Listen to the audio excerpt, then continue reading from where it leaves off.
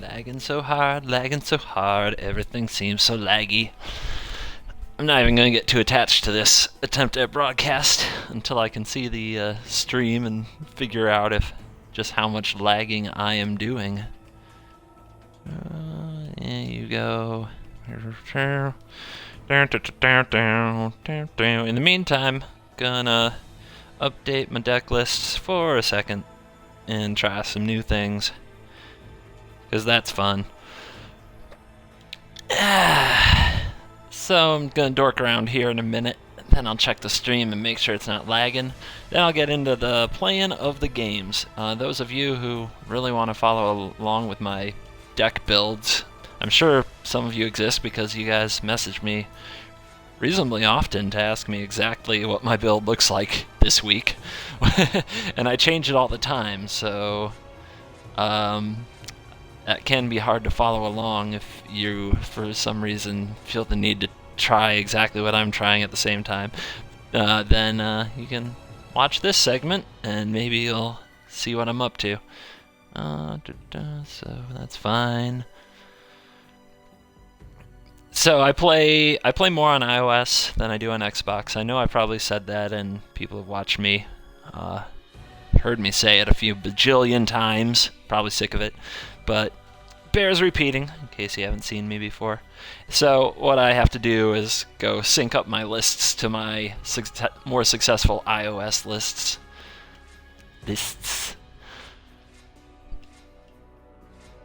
When I have something that's working for me, I've gotta sync it up and try it on Xbox and see how it does there. Just about everything. iOS is harder. I can't speak for Steam or pretend I know everything about the debate of whether Steam's better than Xbox, but I know iOS is better than Xbox.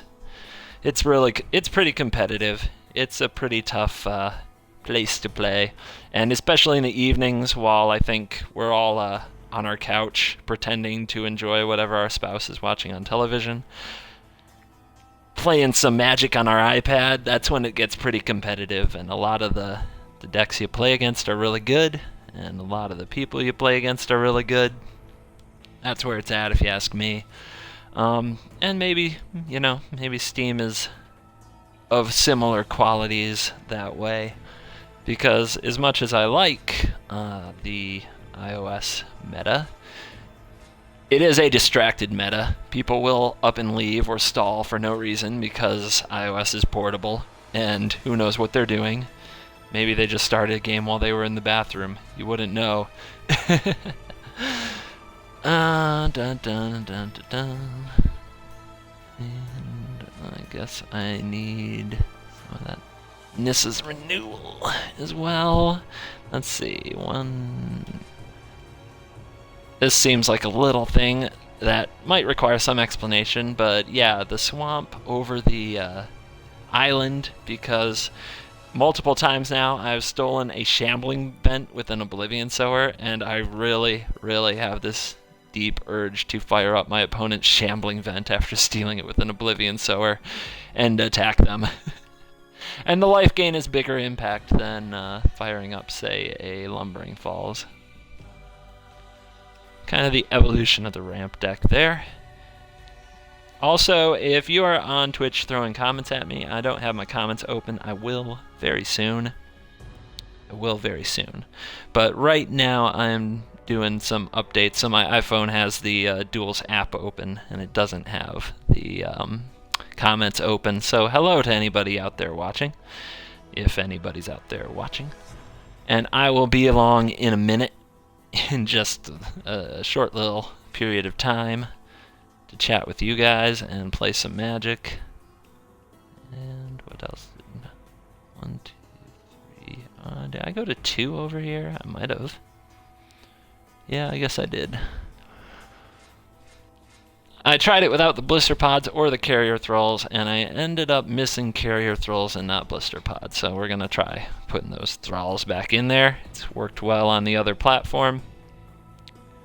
And this is a deck I don't think I've written or videoed about. I designed it since the last time I made a video, because I was getting my butt handed to me in all different ways with every kind of like Esper control list, and decided to make, oh, and fog. I was trying to make Sultai fog and decks like that work, and I was getting my butt handed to me trying to do that. So what I ended up doing was saying, why would I play fog? There are just as many awesome sweepers in the format right now as there are fogs if you can get the mana to work. So I tried to build a deck around that idea of making the sweeper mana okay and playing tutelage, and instead of fogs we just kill all their guys instead, because killing them is better on the usual than fogging them.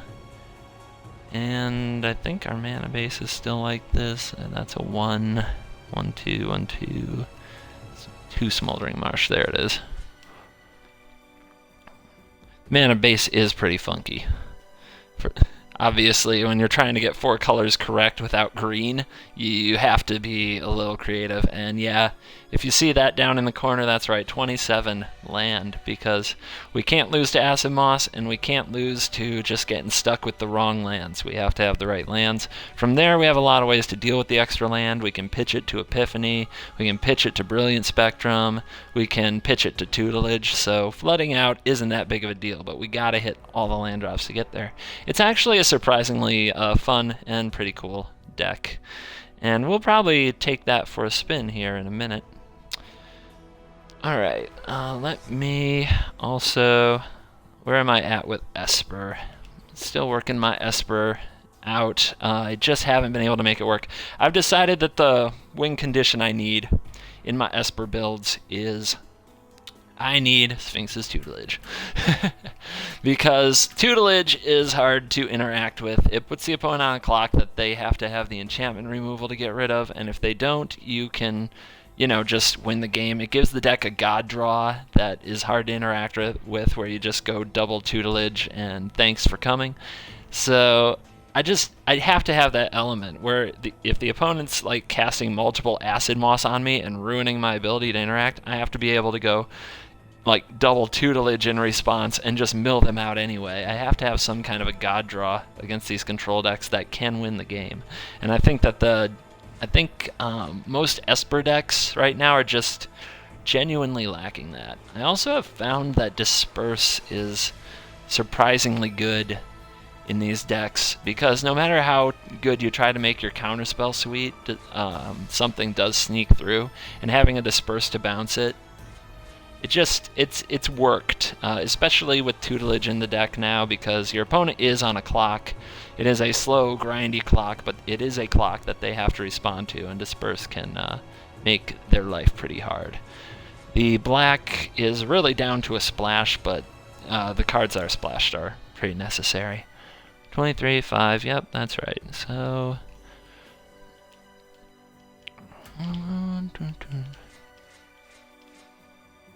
it's an Esper Tutelage deck, probably nothing dramatically original. Everybody seems to hate Dispel, and I have 2 of those in here, and the big, like, there are a few things with Dispel, but probably the thing that I use it for the most is, oh, hold on, what'd I miss here? 25 lands, 4, vials, yeah, that's what I missed. I was defending Dispel. What was I saying about Dispel?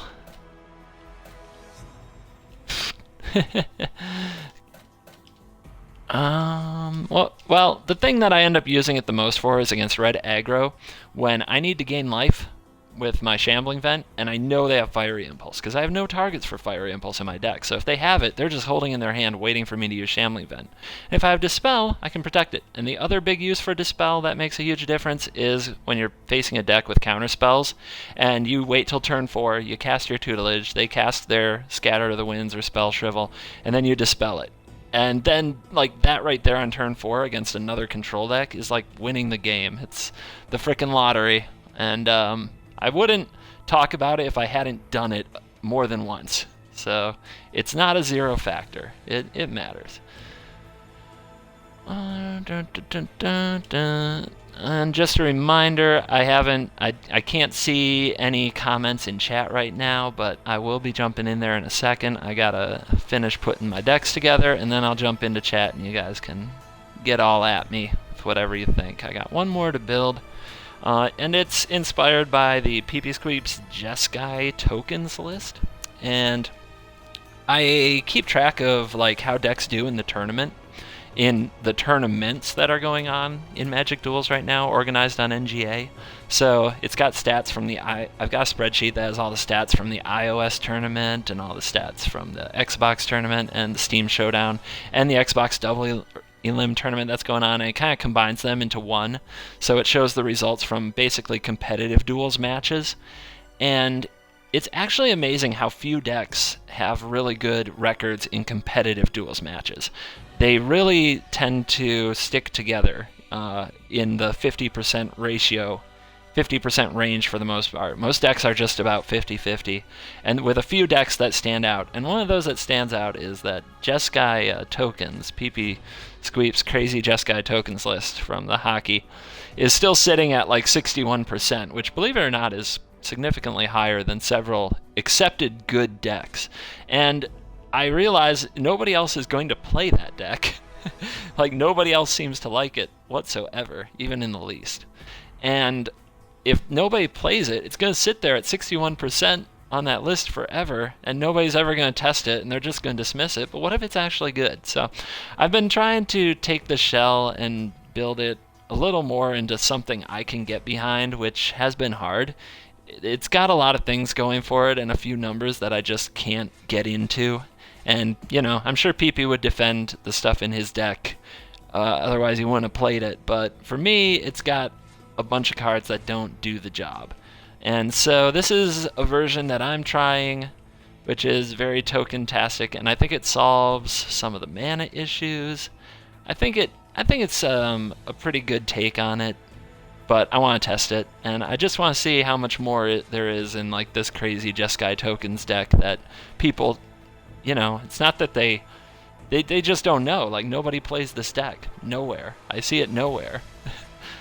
I don't see anybody else but PP ever playing this deck on any stream. Even trying to build something like this on YouTube, just nothing. But it went into competitive play, and it made the top 4, and it posted a winning record against all the decks that people think are good, except it never got to really play ramp. So I just want to see. I want to see what happens. I'm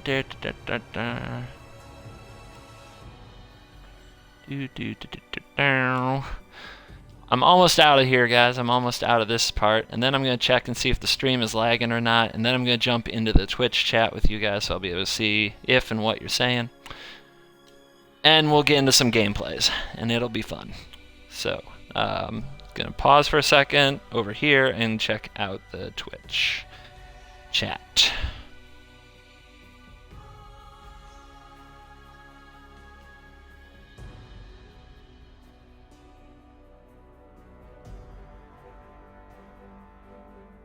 Ads. I gotta wait for some ads to happen, so I'll try to get us into a game, and I can always take a second in the game or when my opponent stalls for no reason. Gotta get in there.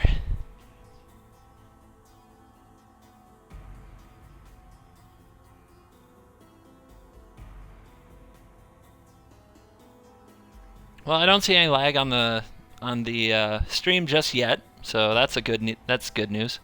Hopefully we won't have any. My Xbox seemed to be putting me through all kinds of weird lag as I got this fired up today, so I'm not attached to this particular video until I get in a game and play a game and there's no lag, because otherwise I'm just going to have to restart it anyway. Alright, so first attempt to connect to opponent, fail. Prepare for round 2. Let's get in there.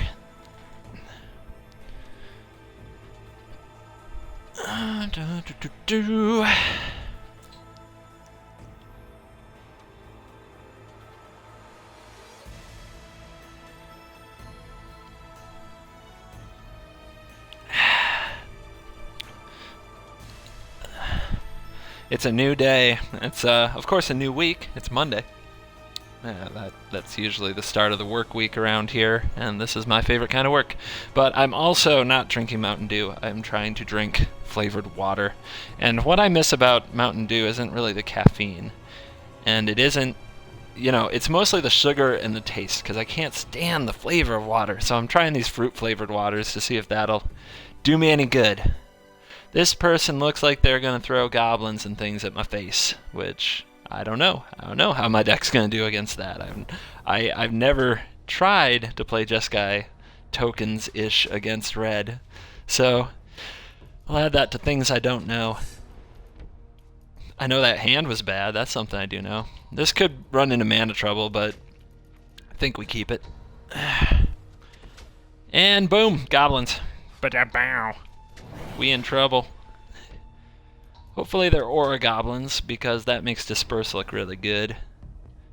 The card we're running the full 4 copies of, I don't think PP had any, but I've found Disperse to just be really useful in this format. It's... Alrighty. That's not even a red creature. You got Nombo over there, son. That's a Nombo. But no moving in with an Aura. Hopefully they go for something like that or a Titan Strength next turn, because if they're just attacking for 2, I don't think I use a Disperse on any of that. But either way, they're not exactly clocking me just yet. Alright. So what have you got? He's got to put a better clock on me somehow. What's it gonna be? Nothing. Not yet, anyway. You want to come in for 2? I can support this. Get your 2 points on. So probably Twin Bolts or some other nasty shenanigans up his sleeve. Let's go try to set some colors right, which is why Pilgrim's Eye is hanging out in this deck now. To set the color right. Let's see. Yeah, how the duels format relates to the paper format is a question I have, and yeah, nobody, the duels format doesn't happen in the paper format. They're 2 ships passing in the night. They're as unrelated as it gets. Alright, my opponent is probably rocking plenty of Fiery Impulse and Twin Bolt, which is just great for us, actually. It's very good. Now, I think the best play is Whirl-a-Rogue, but we have some other plays that we can go for. But I think it'll be... I don't know. Actually, I don't want to get bottlenecked on my red mana since I only have 1. So I think I do want to use all my red mana each turn. So let's do it like this. At least for a few turns since I have so many red cards handy.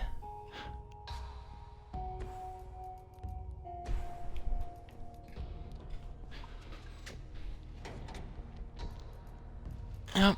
And we're going to be the control in this game, pretty much faux show.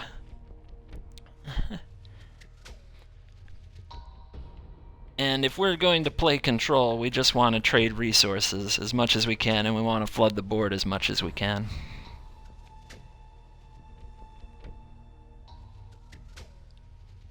Eventually, hopefully, we get to like where we're at 6 mana or something. Oh, Boiling Earth. Jeez.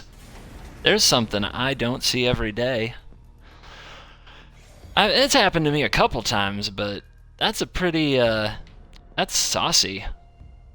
I wonder how many of those he runs. I mean, if he's got a lot of those, this is just the worst matchup I could have possibly walked into. Is what this is. Alright, so that's good. So do I play into another Boiling Earth? Yep. I mean, I can't really just dodge Boiling Earth for the rest of the games.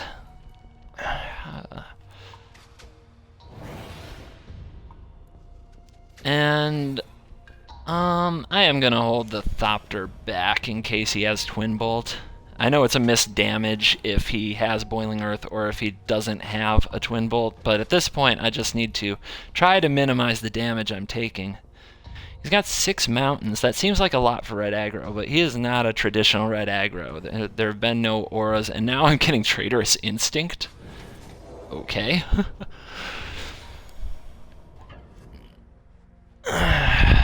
So yeah, not very traditional. I think I really feel like he should have stolen the Thopter token and taken the damage. I mean, I thought for sure he had Fiery Conclusion from the way he played that, but I'm wrong.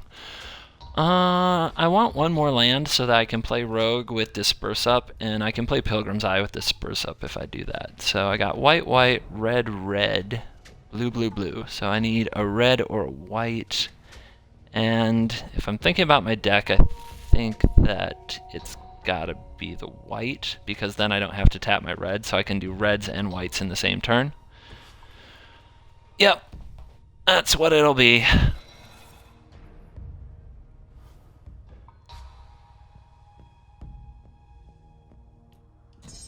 And then I forgot what all that logic was until the last second there. Pretty embarrassing. Okay, so if he's going to steal something, I want him to try to steal the eye, because bouncing it will do me good. So I'm going to start the clock with this token.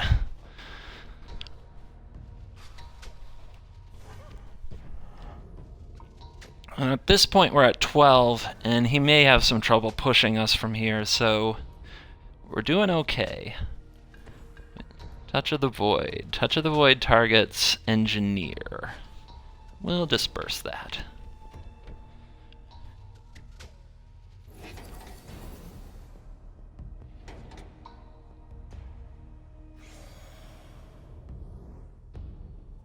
What else you got?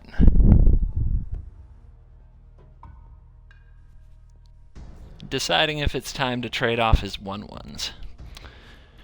I mean, it's a horrible trade for him. If he does that, he's just saying that he doesn't have anything better to do with those 1/1s for the rest of the game. And if he's not running auras, that might be the case. He's not gonna make a good attack on me on the ground anytime soon. If he has auras, he shouldn't attack, so maybe he still does. And he saw the disperse, so maybe he's not worried about another. I guess I should have held that. I have retreat to Emeria in here, I think. Last I knew I had retreat to Emeria in here.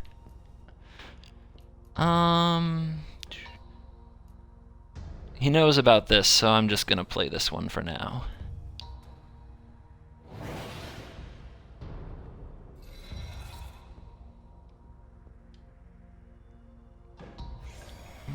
Let's turn him sideways. Same logic as last time about holding the eye back. If he has another Trace Instinct, maybe he'll go for it on Pilgrim's Eye. I can bounce Pilgrim's Eye, go get another land. Life would be great. We are the control. I'm not worried about taking it too slow. It would take a really perfect draw of burn spells for him to light us up from here, so not worried about taking my time.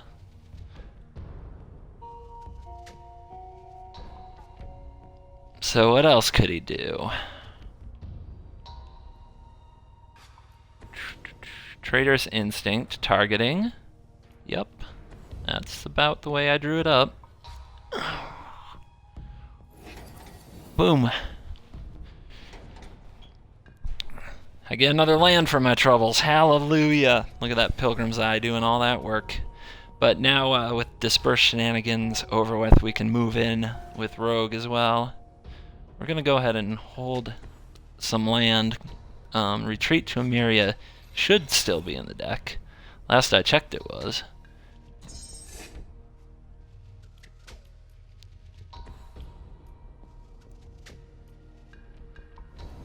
There isn't there isn't really any card draw, and there's not a lot that our deck can just do. Now we might get wrecked by another Boiling Earth.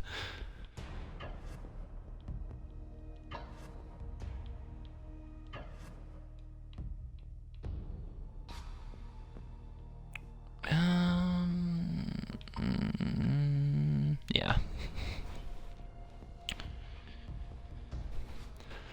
So let's see if we get Boiling Earth 2.0'd.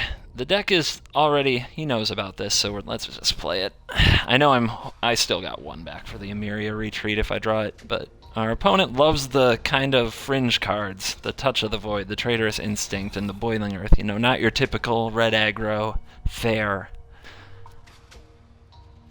He's still not cashing in those 1/1s. It does make me think that he Yeah, there's an aura. I was just saying, it makes me think he still has auras he can go get, but he has decided now is the time. And he has decided to kill the rogue. Sure, makes his Boiling Earth even better if he draws it. Now, does he attack? If he attacks, I'll just trade it off, and he won't have much board. Okay, more land. Yippee. That's what I get for thinning my deck. More land and more land. 1, 2, 3, 4, 5. 1, 2, 3, 4, 5. 1, 2, 3, 4. We'll just, yeah, we'll try to get this over with before he can draw too much more gas now that he's empty-handed. We can be a bit more aggressive.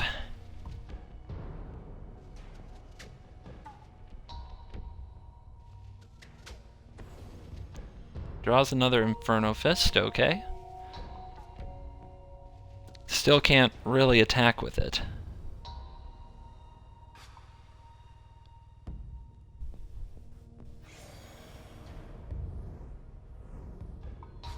And passing turn. Alright, does the flood continue? It does. Why wouldn't it?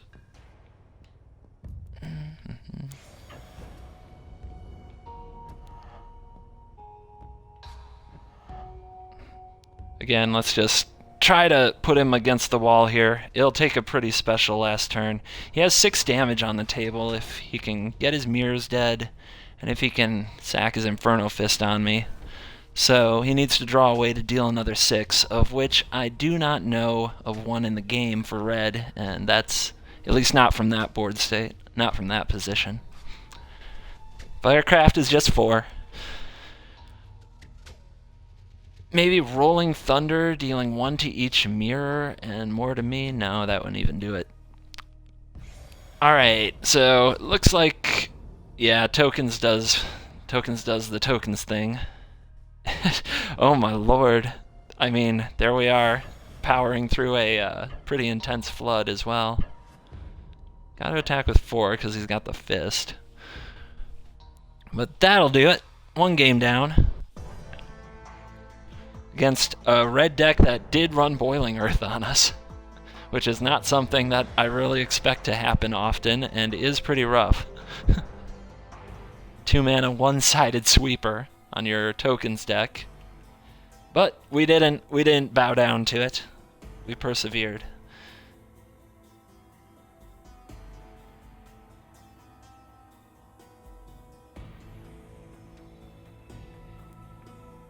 Let's try to get another one for Jeskai here.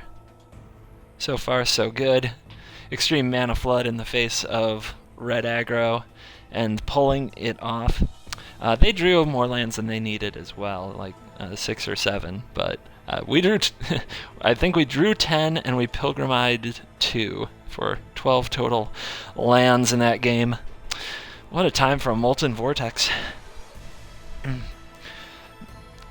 The deck can flood, that's what Pilgrim's Eye can do sometimes, but it does have like really good ways to use your mana, such as Pia and Kirin and Retreat to Emiria, but didn't see those that game, unfortunately. Do we got a game? Do we got a game? Is it the same player? Are we going round 2 with red? I mean, that's fine. I would like some diversity for the channel, but at the same time, I do want to know how the red matchup works and if Jeskai is favored. It is certainly, it's not something that's been tested in the tournament format at all, so I think that Jeskai would be favored. Obviously, just putting a whole bunch of tokens on the board is a real headache for a red deck. Oh, this is a different one. This is a different deck. And who... Did I see that name right? I'll check that in a second. We can keep that. Mobius 1. But not the Mobius chicken strips, I don't think. Interesting. Yeah. Roll it like that. This hand is pretty interesting. This is a pretty good hand. If we draw the land, we can curve Sky Spawner into retreat. If we don't draw the land, we curve Pilgrim's Eye into the retreat.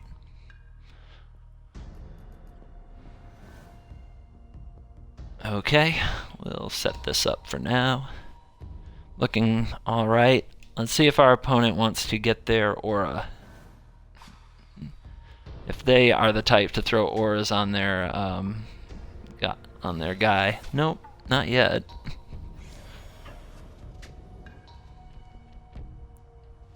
I think I just want to take the mirror off the board. If he follows up with Husk or something like that, things can become a much bigger headache. So I think I just want to get that gone before worse things happen to me. It's going to be a headache no matter what, but I mean, Impulse won't handle the Husk. We'll want a... Okay, 1, 2, 3. Yeah. Do it like that. I was saying if he has Husk, we're going to want to disperse. We're going to want to find a disperse. Or just keep our board nice and full of chumps. Chump city.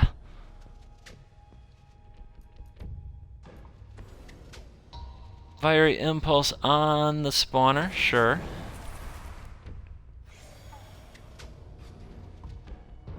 And no attack. Great. Nice. So I think what we can do here...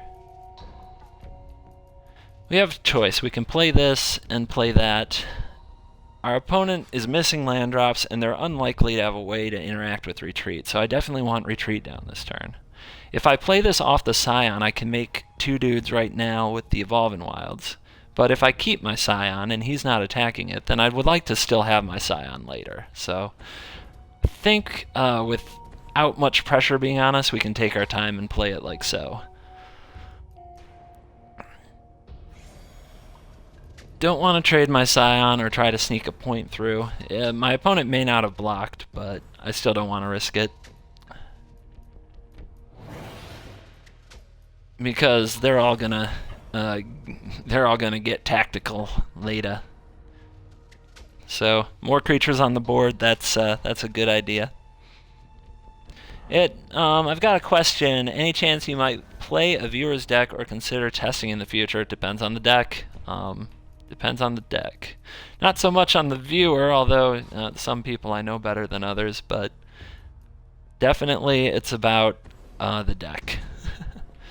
There are some decks I can't stand playing, and I won't be able to stand playing a deck for very long if it isn't, really competitive, because I like to win. I'm pretty picky that way. But you're welcome to throw suggestions at me. At the very least, I've probably tested something like it or played something like it that I can talk about some experience with.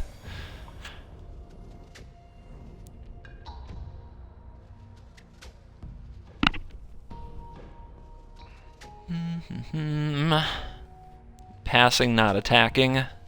Missing land drops. Our opponent's just having a rough time of it over there. Ooh, hello. We're not doing so rough. We're just gonna get really wide. And I'm saving that Evolving Wilds in case you're wondering. I've got plans for that Evolving Wilds that I'll show off in a minute.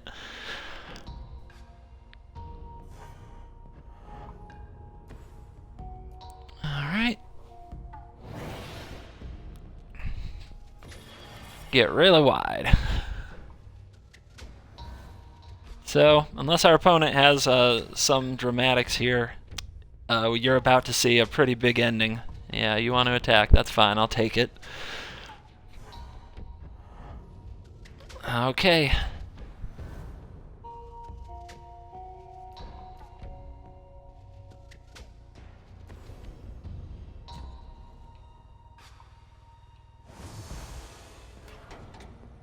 Let's get pumped.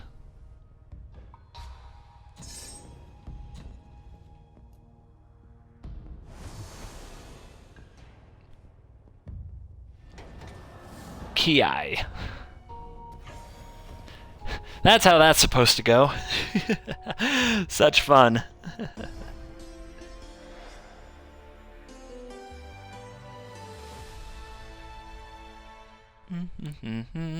Boom.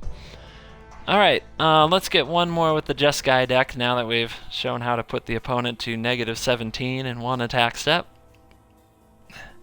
So I've got, let's see, open up this deck in the browser. Somebody suggested a deck to me.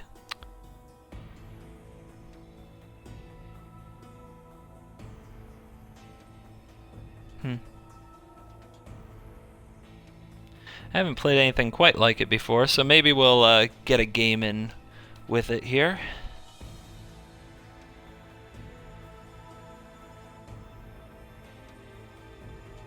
Looks, it's kind of described as a blue-red tempo. Generally, I don't enjoy pubbing with tempos almost at all because tempo is really draw dependent. You have to really hit you have to thread this beautiful needle where you get under ramp and you get above aggro, and tempo's got its place. I don't think it's quite my style. I've never found one that I liked or enjoyed. I always, especially when red removal is popular, like you talk about tempo. Building tempo is about casting things that do more with their effect for a lower price than what your opponent's doing. And the problem is if you pay 2 mana for a Snapping Gnarlid or 3 mana for a Bounding Crassus, and it gets Lightning Bolted or Fiery Impulse with Spell Mastery in this case, it's like the opponent erases your tempo and gains tempo on you, because with 1 mana they undid what you were trying to do with 2 mana or 3 mana.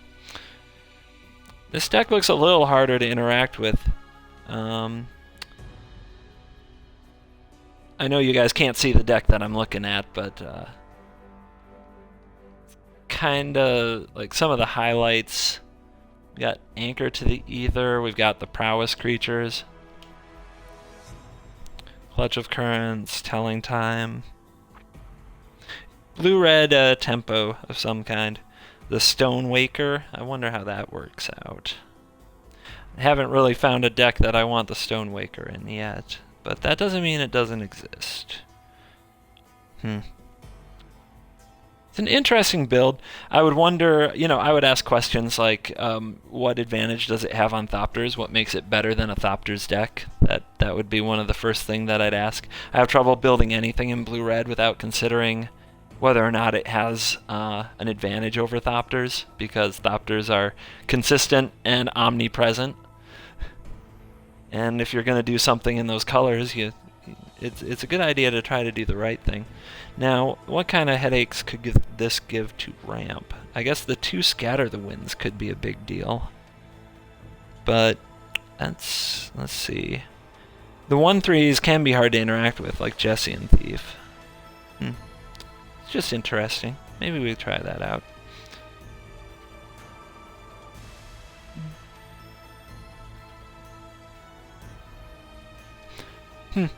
Maybe we'll give it a whirl.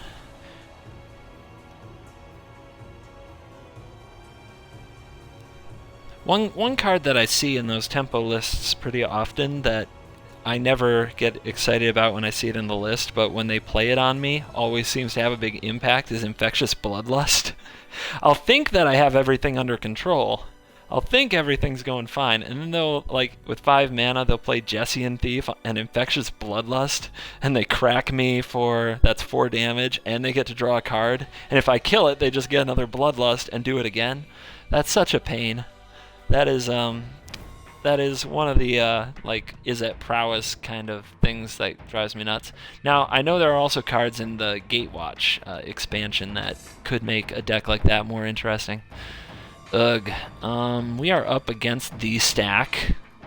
I'm gonna try this hand. Wow. Our opponent has decided rank 40 Hundo stack is the way to be. I'm guessing it'll be like Giant Gruul ramp. Yeah. Just to show that Gruul is so good, you can build a 100-card version. Alright. Let's set up our mountain and get to work. This could be interesting. I mean, it's 100 cards, so surely they have every card in there that could be a problem for us. There's probably all 3 Boiling Earths, there's the Radiant Flames, there's the Rolling Thunders, the Chandra's Ignitions. Of course, we have the Jotty Offshoot right when we want it. Oh, maybe it's even 5 color. Maybe it's 100 card 5 color. At least we're looking at Naya right now. Let's get to work. So we've top decked 2 lands in a row, both of them ones that we needed. So the gods are smiling on us at the moment. Will it continue? Or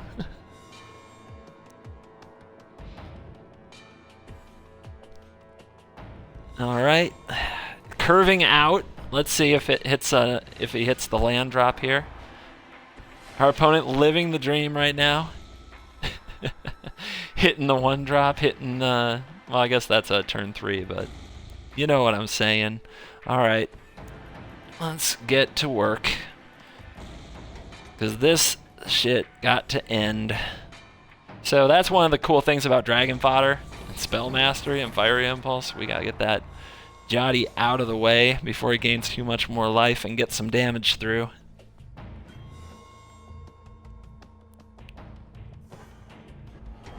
Alrighty. Looks like we're going to have an interesting hundo stack battle. Let's try to get it over with before the opponent draws too much of what is sure to be their amazingly huge deck. Oh, there's the black mana. There's the pilgrimage. It's all happening. The ramp deck is on fire. Now, is there a Radiant Flames in my future?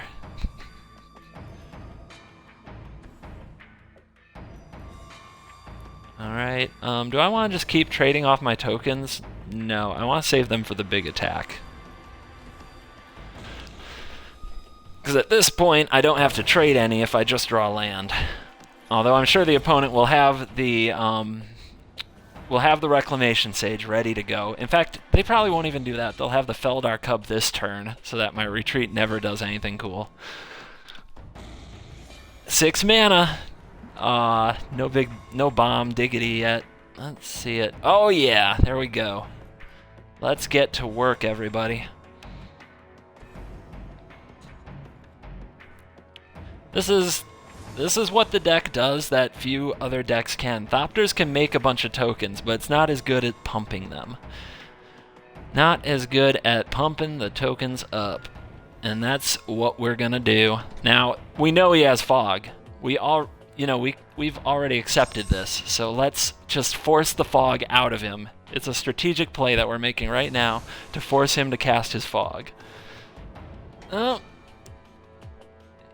He declines to cast the fog. He is leveling us. He is leveling us on the fog technology, and he's going to wait for a better turn to use fog on. That is what is happening now. Alright, come on, man. You've got to have some payoff cards in that giant stack. He's done, he's got these ramps, he's got these dorks. I'm sure he has Converge something, right? Come on, man. Where's the payoff? Where's the beef? Alright.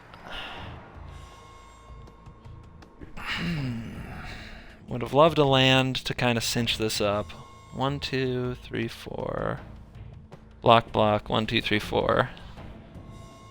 And over there, like, the only thing that can really mess with that is, like, Bounding Crassus? And, of course, the fog. The fog that he has up his sleeve. But let's just force him to deal with this.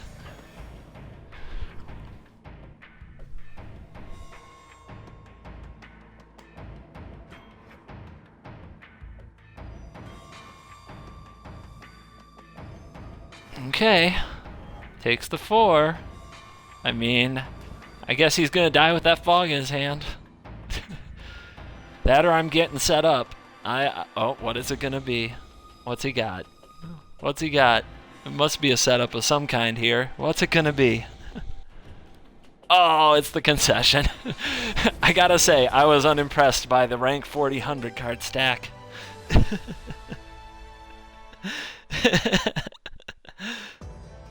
Oh, I would love to see the guys that guy beat to make it to rank 40, dude. Maybe he's Highlander, who knows? I don't think we saw duplicates of anything.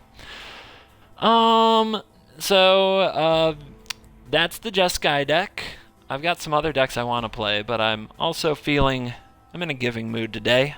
I don't usually do this, but I don't usually detour from the agenda, but I'm gonna fire up a viewer suggestion, which is that prowess build here. I'm in a mood to try some stuff, and it doesn't. I was gonna say it doesn't look horrible, but that sounds really negative. It doesn't look. It looks like it can compete, is what I mean. For some reason, that's the terminology I always pick. It doesn't look horrible. Yeah, I could probably say things better than that. I just always end up jinxing myself when I say it looks good, because then later I turn around and say that didn't work out for me at all. So when I say it doesn't look horrible, I am like, that's high praise in my world. I don't know how else to really explain. This is a card I really want in the deck too, because I love me some Titan Strength. Doesn't mean it's wrong not to have it, it means I would enjoy playing it. I don't know. I really enjoy casting Titan Strength, far more than I enjoy Telling Time. Telling Time, not a card I am about. That card and I we're not friends. It never works out for me. I always end up putting cards back on top of my deck and being like, do I have to draw those? I don't even like them. He wants the Firebird. I missed the Chandra.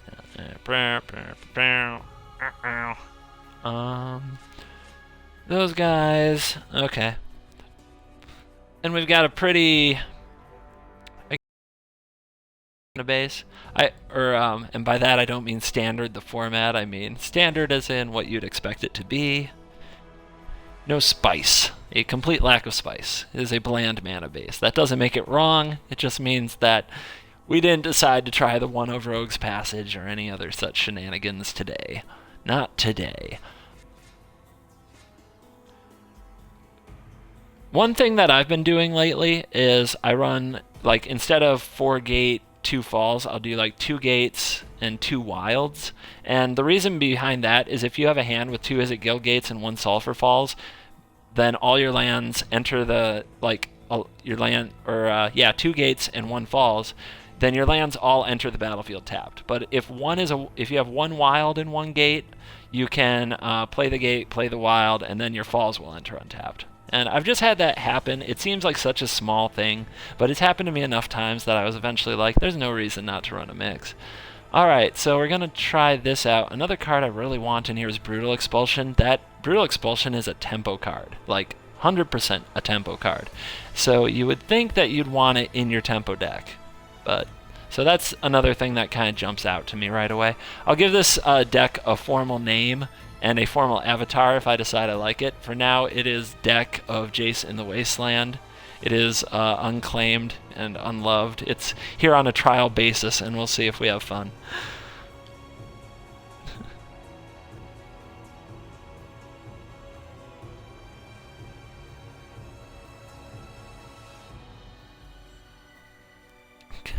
Opponent, where art thou, opponent? Ugh.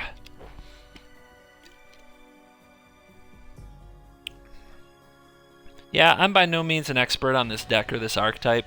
If I were building it, though, I would play with Titan Strength and I would play with Brutal Expulsion because those are cards I like. I'm not saying that they are the right cards for the deck. Just to be really clear about that.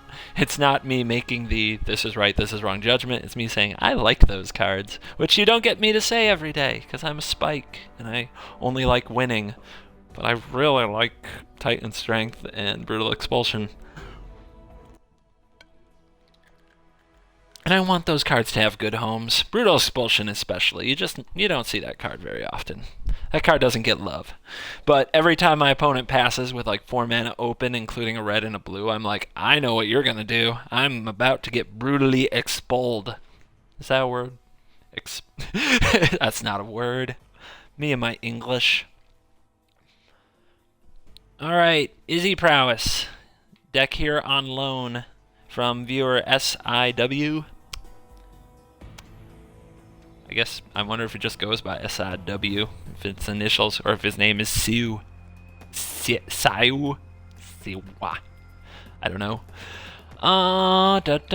See? Where's that Evolving Wilds when you need it? Right there. You could go land, you could go boom, you go Stonewaker. Also Evolving Wilds and Stonewaker if you have plenty of mana, like 7 mana, double trigger, so clutch. On the play, I think I just have to keep this and hope to draw land, because it is an action-filled hand. Like, we're on the play and we can go Stonewaker into Jessian, into Pia. We just have to draw the lands to do it. I take that risk. Of course, it's also not my deck. I am not responsible fails to draw the land, obviously. I'm just messing now. Of course it'll be my fault. I kept the hand. Alright. Boom! That's how we do it. That's how we do it. Just like that. All day. Now, here's the awkward part. I really do want to make a token and bash with Stonewaker, but I also can't really pass up Thief on the play. Like, they're both really important. It's really hard for me to even picture wanting to ever use the Stonewaker ability when we're Thief on the play, because you have to pump your Thief to get it through, and you have to cast spells to give it prowess. So why would you want a triggered ability like Stonewaker? I feel like I'm playing a Nombo. Don't pay. I'm lame. Also, I don't want to walk into a Twin Bolt. Take your 2/1 damage. Ah ha ha ha ha, see? That would have really blown up my day if I had gone for the elemental. And now he's got a problem. He's got Jesse and Thief size problem.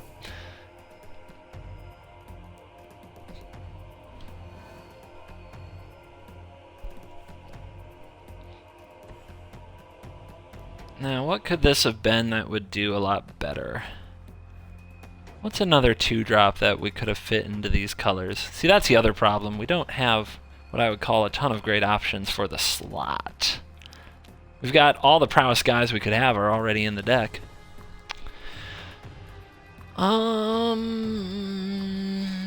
Yeah, we'll just turn this sideways. So we do need another, we need that, what's the new card in Gatewatch? If we get Storm Chaser Mage, which is 2 mana for 1/3 flying prowess, then this deck will be off to the frickin' races. I think I just have to play one of these. And I think this is the better combo with the Thief, so I'll put Pia and Kieran at risk. Because I bet it gets countered. Just doing nothing, though. I don't like doing nothing.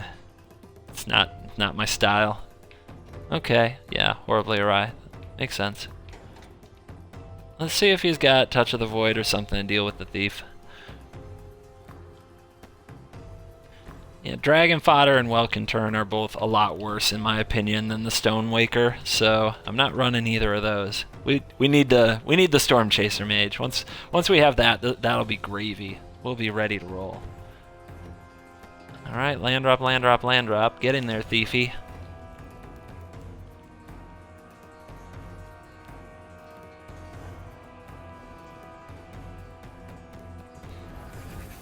Seems to be playing some kind of Izzet control list, and we don't want to give him an opportunity to resolve like inspiration. We want to really drag this out. So we're gonna keep running out creatures, and he's probably gonna keep countering them. But we're drawing 2 cards a turn, he's drawing 1. Eventually the math should catch up, unless he finds a way to deal with that Thief. I do wish I had some instant speed pump. Like, right now Titan Strength would be a beautiful card to have. If we had that in front instead of Stonewaker, everything would be gorgeous, because Titan Strength would pump this to a 5 toughness, it would get it out of Touch of the Void range, it would get it out of Firecraft range. Obviously getting it out of Fiery Impulse range would be huge, which we're fortunate he doesn't have at this point. Okay, do we go for this? I think we do. Yeah, we go for this. If he has another Spell Shrivel, it really, yeah, it hurts, because we couldn't play the land first if we wanted to trigger it, but that's fine. Now we're going to get our Whirler Rogue, probably, unless he has horribly awry for the absolute max, oh my god, you drew it all type action over there. There you go. Another Firecraft. But at this point, it's kind of scary to... Well, no, he can't Radiant Flames. He can Radiant Flames to get rid of the Rogue, but he can't Radiant Flames and get rid of the Thief without another color. Alright, let's see what he's got.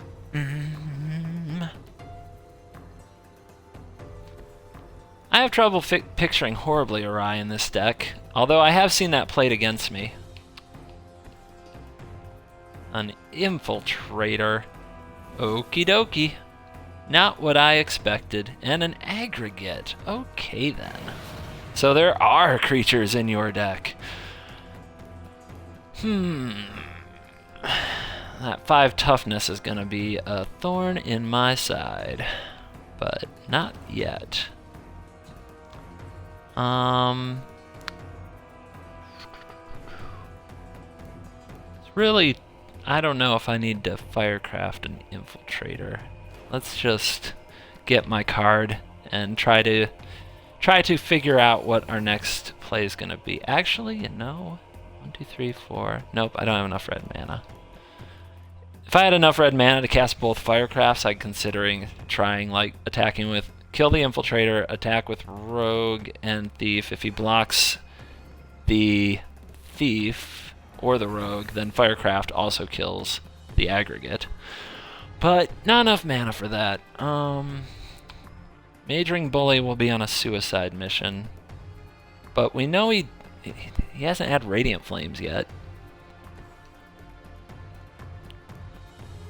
Yeah, I think we just run the suicide mission. I don't see Bully getting better. And yeah, if my opponent plays Horribly Arise against me, that is tough. But fortunately, I have a lot more creatures in my deck than my opponent can have Horribly Arise in their deck. So, while Horribly Arise doesn't lack for targets, I think the deck doesn't lack for creatures with 4 casting costs or under that are good. So Horribly Arise also doesn't nerf the deck, it just holds it off.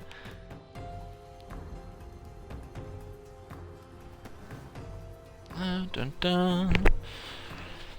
What's it gonna be?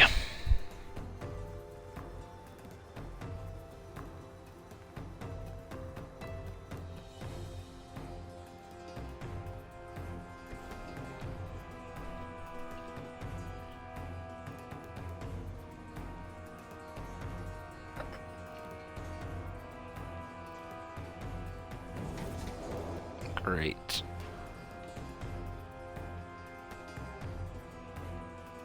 I definitely want to make sure that I draw at least one card.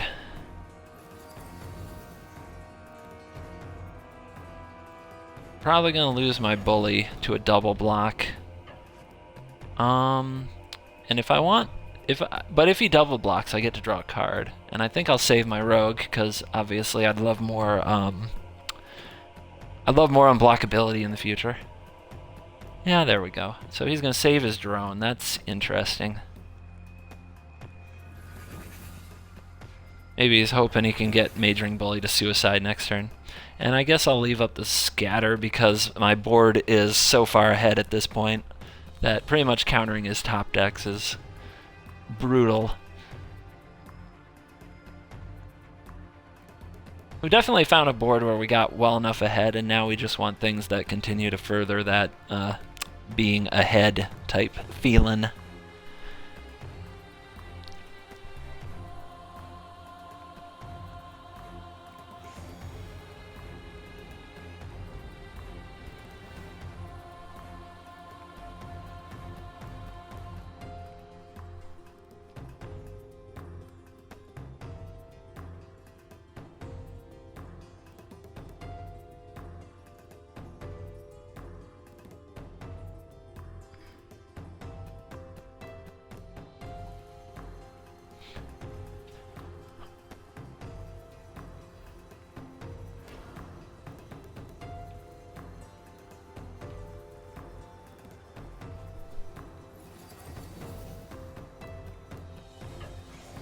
Just thinking. Don't mind me too much.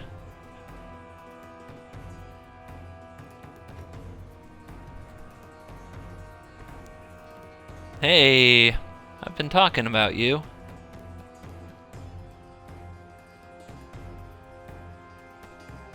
That's actually really gonna wreck him. But I guess you have to do it right then. Nope. Plenty of hello? I'm trying to cast you? Why isn't it letting me?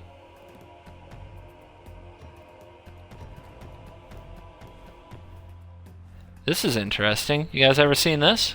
I've never seen this. I can't play it.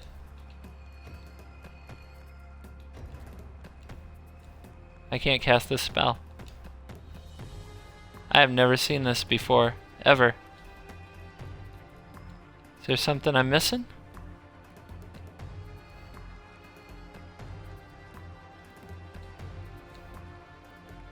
Come on. Okay. Alright. Yep, can't cast it. How about that?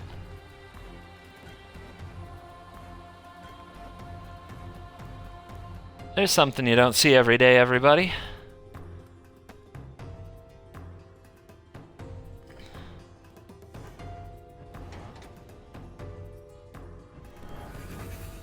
It's okay. Gonna keep our head, not gonna tilt. We assigned damage correctly with our other thief as it died, so now we get to kill his aggregate.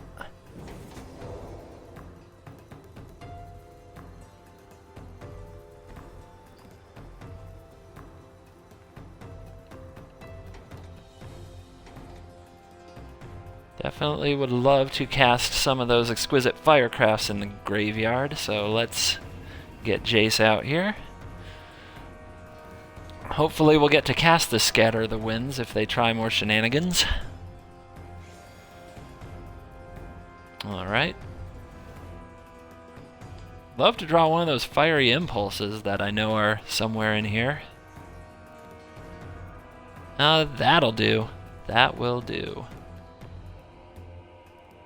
1, 2, 3, 4, 5, 6, 7, 8. 1, 2, 3, 4, 5, 6, 7, 8, 9. So 1, 2, 3, 1, 2, 3, 10, 6. 1, 2, 3, 4, 5, 6, 7, 8.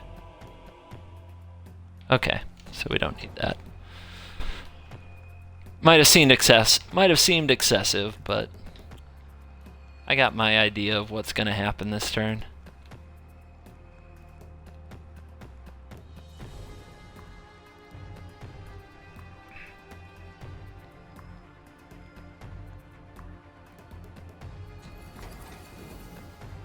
One, 2, 3, 4, and 4 is 8, 9, so can't quite kill him yet.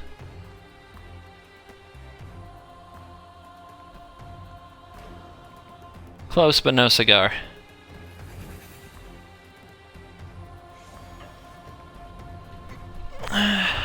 But we've got him in Jace lock. I mean, next turn we can anchor his critter to the ether again, which is pretty brutal, pretty mean. There's a card to kind of wrap things up. We know what he's going to draw. He's going to draw a little 1/1 that doesn't really do anything. So there we go.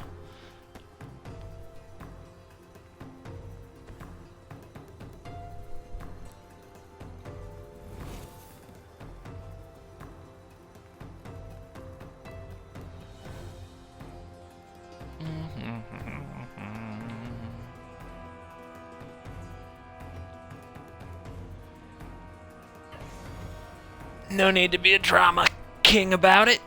Let's turn stuff sideways. Let's see what his top card would be for kicks and giggles. Yep, Mist Intruder. Not the greatest. One down. Boom, ba, ba, bow. So that was interesting. The deck definitely feels like if it gets to a winning position, if it gets ahead, it feels like it has a lot of things to stay ahead. I just gotta see it play from behind, because that's usually where my desire to play tempo decks falls apart, is when, you know, you play your first couple creatures and they get Fiery Impulsed or Radiant Flames or whatever. So let's see how But let's see what happens. Let's put it to the test. Obviously, like Whirler Rogue, Pia Kirin, those are great rebuilders for when your board gets wiped out.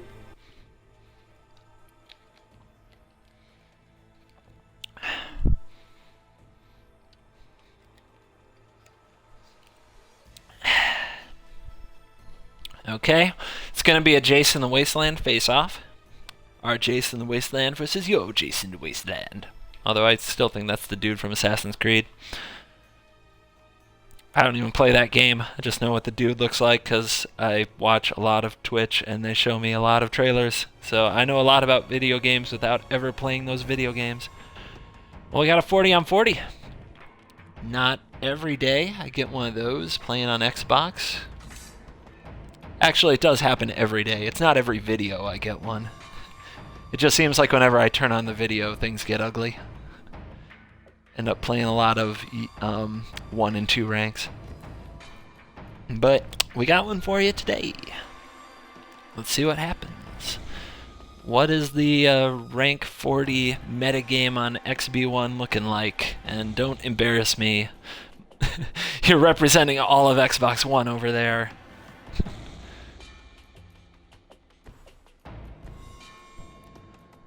Let's get to work. Start bullying our opponent. See what they've got. Hey, I'm not counting that hundo stack. I know I had rank 40 on 40 with the hundo stack, but come on now. Come on now. Obviously they're a seasoned veteran who is, for whatever reason, is completely bored with this game. Actually, there are a lot of reasons you could be bored with the game right now, and that's why they're pulling out the hundo. It's like it's a boredom cure. I think that is very clear. There's that anti-tempo. Now, can he take advantage? Doesn't look like it. Looks like it's just going to be Fiery Impulse. Let's see if he's got another. Because if he does, I guarantee Chandra will eat one.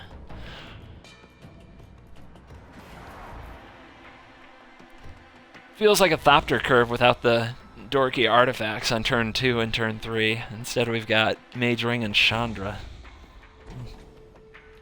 And Chandra's going to eat the Twin Bolt.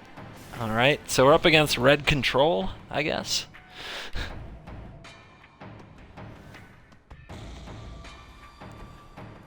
I'll get the Rogue out there.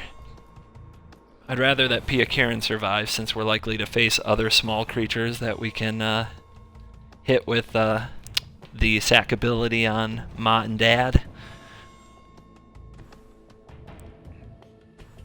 And it's going to be an Engineer, so it's Red, Burn, and Thopters so far. So maybe it's more of the value red deck. Are you going to attack me? You want to come get some, Mr. Red Deck?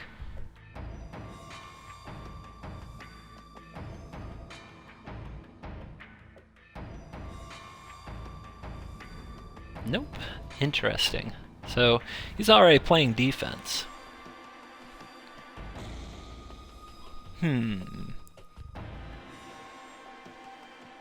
Our opponent would have cast Pia Kirin if he had Pia Kirin, so I don't think we have to worry about any other big creatures on the way. I think the targets are already here. So I think I'm just gonna slow roll on that. Just keep getting wide.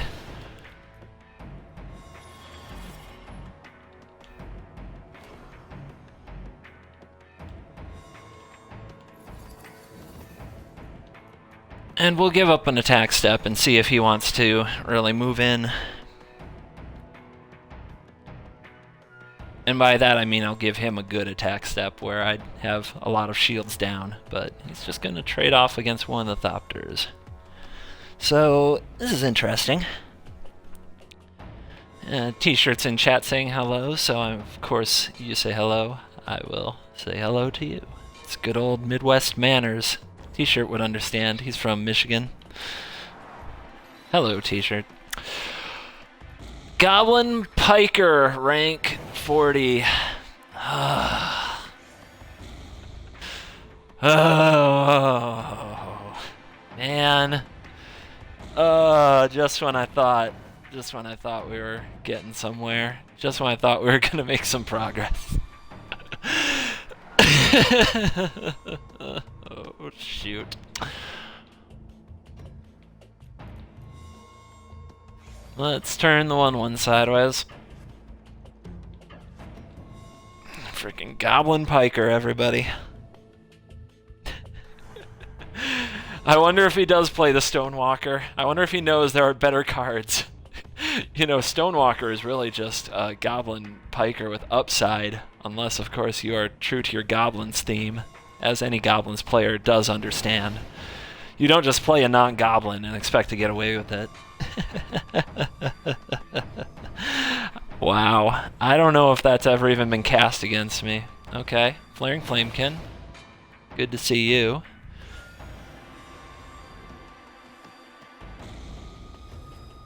I think we'll just go for the kill on you right now. We're saving these because we want the prowess triggers. I hope that would be reasonably obvious, but you never know. Okay. Alright. This is what you get. You want to run a frickin' card like Goblin Piker against me. You better believe I'm gonna mess with you. Though actually that might be a better... No, the best fiery impulse target's the Engineer. I don't really want to trade with the Mirror. Let's see. 1, 2, 3. I don't have enough instants in the graveyard, so I want to hold off on the impulse. So let's start with this.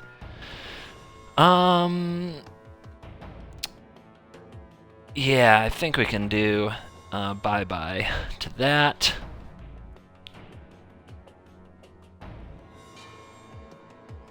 Yeah, that's good. Okay. 1, 2, 3, 1, 2, 3. I don't want the Piker to trade with anything. And then, if I do this, the Engineer can't trade with anything. Like, anything at all. I like that. You can block the Majoring, but I welcome that.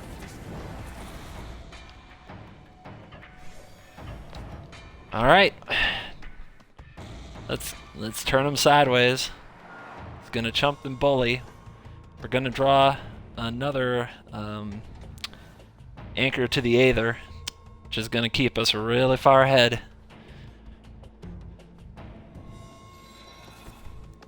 Okay, he's got some fodder. He got some dragon fodder. Hello, fodder. 1, 2, 3, 4, 4. 1, 2, 3, 4, 5, 6. 1, 2. We can't kill him. I guess I will check and see if I can kill him. Maybe there's like a Firecraft that I can draw. Yeah, that would be lethal. No. No. So, land to hand, bully to deck. Land to play.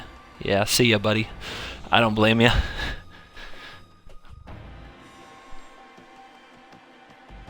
I don't really want to draw you anyway. Sorry. Sorry, buddy. Let's go. Could have made the bully unblockable, but it turns out the same since we're gonna... This way we kill both of his It actually turns out the same way, except his fodder doesn't get the opportunity to trade for a rogue or a Pia Kirin. It all turns out the same.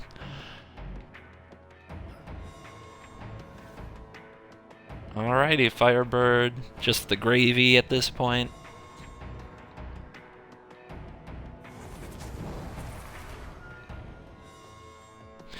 And there you go.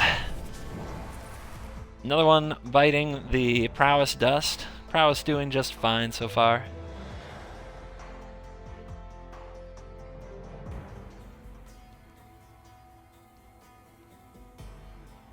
So I've tried 2 games. Gosh, I really want to shuffle a few things in that deck, but I feel like I should try one more. For some reason, 3 is the magic number, right? And of course, if I lost Game 3, my changes would be horrible, and nobody should ever listen to me about Magic again. There's no risk to playing a deck that's contributed without making changes. I can always just say it's the deck. As soon as I touch it and it loses, what have I done? I've ruined it. I've destroyed it. I wrecked something beautiful. I remember Gemini gave me an Esper control deck, and I won something like 15 games in a row, even though I thought a lot of the cards in it were just odd choices. And then I changed, like, I think it was 2 cards. I think I changed 2 cards and proceeded to, like, lose, like, 3 of the next 5 or something like that, which doesn't make sense to me. But that's the way it is. It's the curse. It's the tweakers. It's the deck tweakers curse. Because I'm not that great of a builder, I'll be honest. But I'm usually pretty good at working hard and tweaking decks to be better. But usually, when you tweak something that was doing well without your help, and you lose, you feel like you just feel like you suck at Magic. Yeah. Okay. This could be a rough hand against certain types of decks. Decks that Fire Impulse is bad against, like Control and Ramp. But if he's playing red or something that Fire Impulse is good against, life is going to be hunky-dory. Gonna need more land, though. Gonna need more land. Gonna unleash the power of the bullies. Yeah, the Stonewaker isn't, you know, I'm not quite up on that either. I guess it's the pseudo haste if you have like 6 mana or 5 mana.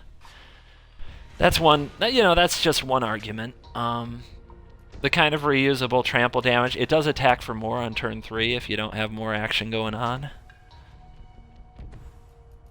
I'm not going to use an impulse yet. Obviously, we'd like more prowess triggers. I wonder if we're up against elves or if we're up against Golgari control. Probably elves in the 15s, at least that's my experience, but one can be wrong. I'm not a Welkin turn guy. I'm not a 1 toughness guy in general. I mean, I like it for tokens, obviously. You guys have seen me do plenty with tokens, but I'm really not into cards like Welkin turn, Stonewaker. I'm not even into Elite Vanguards. Alrighty. So we got some kind of an like oh, there, here we go. Now we're getting our elf on. Now the elves are showing up to play. I was gonna say some kind of Abzan value deck. Nope, it's Abzan elves, baby. All right. Let's face punch. Why? 'Cause we can. This might be super aggro, but well, why would you play a deck like this if you don't want to do things like this? With the Firecraft to back it up, I feel like we're going to put our opponent in a real bind that they may not be able to recover from.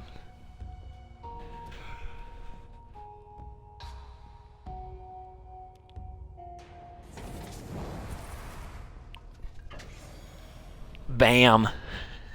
How you doing? I'm being a bully. What's up? What's up with you, Renshu? I'm just bullying you to death.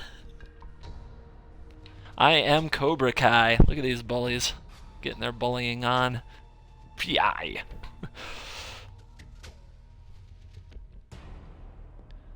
So our opponent is now debating how best to recover from the epic face punch they received, and the answer is a 1/1 archers. I can't dig that. I can't get behind that.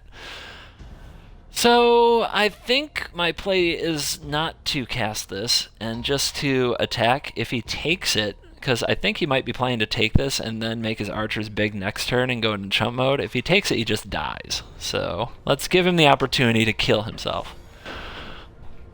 Not that I don't know if he has a choice. I mean, the way back into this game, oh wow, he is going for the block. Okay. I mean, I still don't see a lot of way out. Now, do I hold Pia Kirin? If he plays 1/2, yeah, I'll cast Pia Kirin. There's no reason to expect the elf deck to throw down a sweeper, a languish, a rising miasma, but well, let's see what happens. Let's see what happens. Concession happens. So anticlimactic. So here's the return of the elves. And now he goes wide, which is why I thought he might not block with the Jagged Scar, so that he could have this board with the Jagged Scar next turn in 4 life. But, you know, as mentioned, it would have been lethal. So,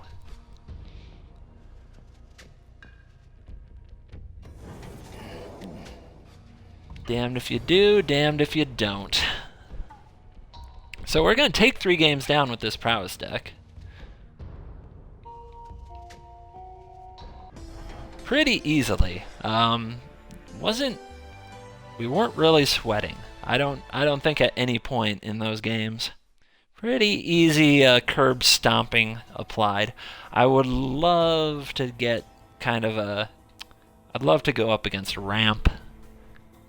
Ramp and Thopters. Those are the 2 that I just question if this can hold its own against Ramp and Thopters. But maybe we'll find out someday. Yeah, I just don't know about this. This is really hard for me to get behind. I have that general hatred for all 2/1s that are not avid of Carol Keep, you know what I mean? Mage Rings. Also not a card that I love, but you can't deny it can put a hurtin' on people. Telling Time. I'd much rather have something... I'd much rather have Titan Strength. I feel pretty strongly about that one. Land... I guess with double red, double blue requirements, you can't shake things up too much, although I might get some Evolving Wild Gate mix going, which I talked about before. Scatter didn't do, like, anything. Even the game where I did have it, I never even got to cast it. Well, it was bugged. It would have been great, but we still won that game, so it's not like Scatter made a big difference. I would love Brutal Expulsion instead, so yeah. I would probably swap these for some Titan Strength. Maybe swap these for some Disperse, and I'd swap those for Brutal Expulsion. Just off the top of my head. I was kind of impressed by this. This isn't a card I usually like, but I think this is the right home if you're gonna play that card. Alrighty. So let's jump right out of that noise, and maybe I'll play more with it later. And I'm gonna get into Esper. Esper has made my life just miserable for about a week as I've tried to make Esper good. If any of you have been to my blog, and I post results spreadsheet style from the Steam Showdown, the Xbox tournaments, the iOS tournaments, all the competitive tournaments that are being hosted that are organized on NGA, it shows that Esper is pretty bad in those tournaments. Plenty of people play it, many people lose with it. It's like a 38% win percentage in competitive play, and that's been replicated in my results this last week. I've sleeved up the Esper, I've taken out the Esper, I've done battle with the Esper, I've lost. I lose so much with frickin' Esper. But one thing I am pretty sure about is that I like Disperse. This card actually has made a pretty big difference. I like Sphinx's Tutelage a lot because the other win conditions I don't find to be reliable enough. I think you still run them. You run Gideon and you run Ob because Gideon helps you reach across the table and kill planeswalkers. Ob is Ob. He's a good control planeswalker. But Tutelage is just hard to interact with, and it gives you a way to win the game even when you get like mossed and pounded by big threat after big threat. If you can Tutelage them out, you can still win that game. And of course, Dispel, which is a controversial one, but it's got its matchups. A few things that constantly happen to me when I'm playing this deck is if I'm playing against Thopters or Red Aggro and I'm low on life and I need to gain life and I've stabilized but I need to gain some life so they don't burn me out, I fire up my Shambling Vent, I shamble over, and what do? They Fiery Impulse it. Why? Because they have Fiery Impulse in their deck, and there's nothing else to cast a Fiery Impulse on, unless they're going to hit Jace or a Night token. So usually they have those Fiery Impulses chilling in their hand, and they're ready for my Shambling Vent. And the way that I can beat that is with Dispel. And the other thing that Dispel does is when I'm playing against another slow deck, or a deck with Counterspell, Spell Shrivel, all the shenaniganry, is I can wait till turn 4, I can throw my Tutelage into their open mana, and when they go Spell Shrivel, I go Dispel, and the game's pretty much over, because they usually don't even have a way to remove it after that. So, yeah, that's where I'm at with Esper. I'm not saying it's great. I'm just trying to find a way to make it passable. I just want it to be okay. SIW, yeah, says thanks for playing my deck. You're welcome. Not something I'll do all the time, but you guys are welcome to ask, and you're welcome to throw ideas at me. You, of course, are opening yourself up to ridicule and the absolute over-the-head bashing up with my opinion, because it's my channel and I'm the one with the microphone, and I have to talk about things, so I will talk about what I like and don't like about a list that you give me. But if you are brave enough to take that, then by all means, throw some lists at me, and if I'm in the right kind of mood where I'm not dead set on playtesting a certain deck, I'll try it out. Alright, come on. Let's get a game. It's 10 after 6. I don't know how much longer I'm going to go on with this one today. This is usually about the time I call it, but we're having fun, right guys? We can do a little bit more on a Monday.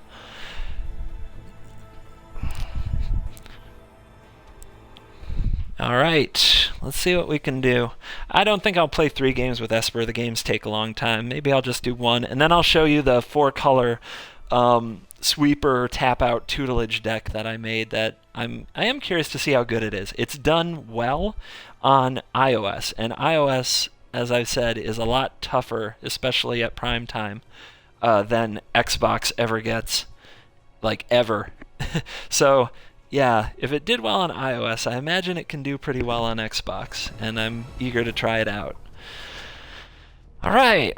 Gonna take on that 2 rank. Let's see if they're gold mining. A lot of people gold mining with red right now. Just seeing a lot of red decks everywhere you turn, because we've all got to have a certain amount of gold in the very near future. So we're gonna lead with a Sunken Hollow so we can turn 2 Drowned Catacomb, which will give us Disperse and Horribly Awry available. And turn 3 Evolving Wilds will get our white mana. We can also make it turn 4 if we draw another land. That'll come in untapped and let us have Scatter up. But it doesn't look like that's going to happen. But still, if he's playing red, Horribly Awry is probably exactly what we want to have available. And I'm glad some people had some fun with my 4-color Awaken deck. It's a fine deck. I mean, not awful, no. Definitely not like that iOS primetime metagame, or what I would call competitive metagame. It's not very good for that. It still gets acid mossed into oblivion despite my best efforts not to be. But it is a pretty fun deck. For a 4-color kind of control-y Awaken deck, it's pretty good. The deck I want to play next is it's like that. It's the same colors. It's got the same tap-out strategy, just a lot less on the Awaken, a lot more on the tutelage. Alright, so we just need 1 more white to be set up with our colors. And everything's pretty much rolling according to plan at the moment. And our opponent they missed their 3rd land drop, so we are up against a handful of gas. We have to keep that in mind when sequencing our plays here. Because our opponent, we have 5 active cards, and our opponent, they just hit their land drop, has at least 6, I'm sure. Okay, you got a War Paint. I'm cool with that. I think we can flare it. Oh, we can't yet. We can disperse it. I don't like dispersing something he can just replay the same turn, but it does kind of nuke. It nukes 2 of his mana, so not bad. It's alright. Being 4-color ain't easy in this meta, you guys. It ain't easy. Yeah, we're gonna just leave. We're just gonna pass this turn and invite him over for some more flare dinner. And we'll see if he wants to use a Titan Strength, or if he wants to use a another Aura. Just pausing. Yep, now you can get that out of there. We're not going to give him the Scry. At this point, we need to eke value out. We need all the 2-for-1s, because he's got 5 more active spells in that hand that we have to worry about. And if he just resolves a creature right now... Nope, he didn't. Very fortunate. So it's probably a bunch of Pump and Aura. So that's good for us. I like that. And of course, more disperses. Very helpful. The white spells like Gideon's Reproach, even if you want to consider like red spells like Tightening Coils, I think we can just counter that. Our counter probably won't get much better than that. To be honest, I really don't think it will, because that's a potential red 2-for-1 at a time when we don't need to give him more 2-for-1s. But the white removal, like Gideon's Reproach, it just has all these limitations, whereas Disperse, it can do something against everyone. It always has a function. So we've hit a roadblock on drawing lands ourselves, and normally that would be frustrating, but not against a red deck that is not hitting land drops either. Let's see what we can do now.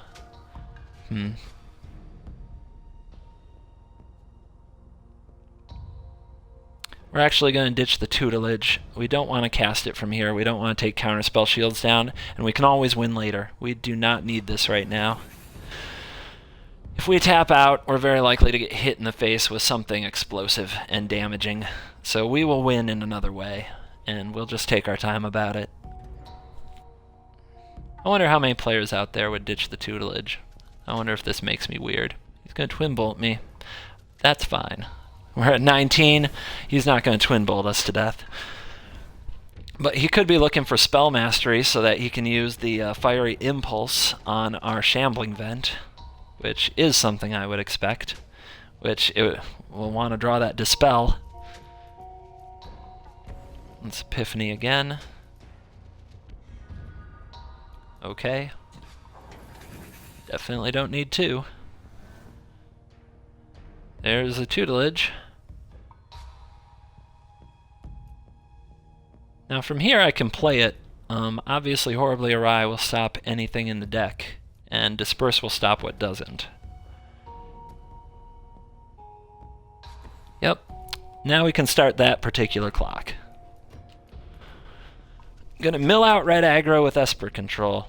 Typically aggro is like the arch enemy of control decks, but I've had a lot of luck with this current build, and a big part of that is Disperse. Let's see.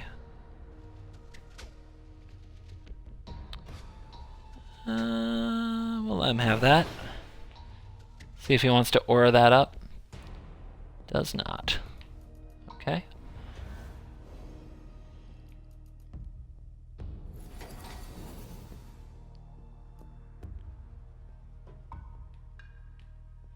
Yeah, the double plains is right.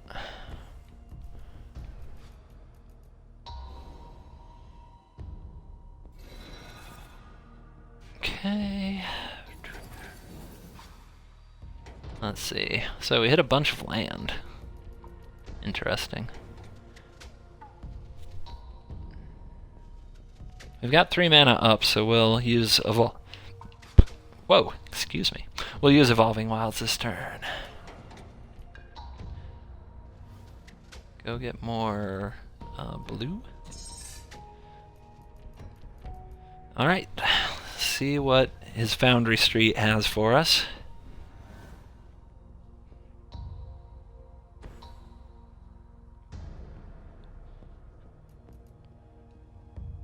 It is a card that incentivizes him to play some things out, and he's going to start with Twin Bolt, okay?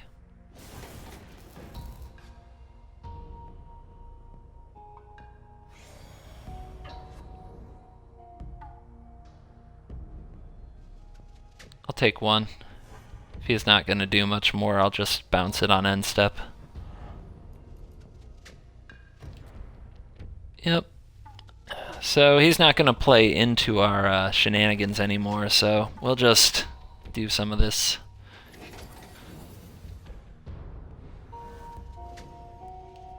Oh, okay. I was thinking about running Ob out this turn, but it can wait, because we've got another tutelage. At this point, we're okay. Alright, opponent still with the Twin Bolts. Still fine. I said he would have a hard time Twin Bolting us out from this life total, but it looks like he kept a hand with a whole bunch of them.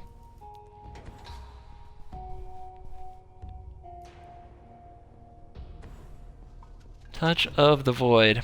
Now we're going to use a Spell Shrivel before it becomes obsolete. Looks like our opponent is pretty burn happy.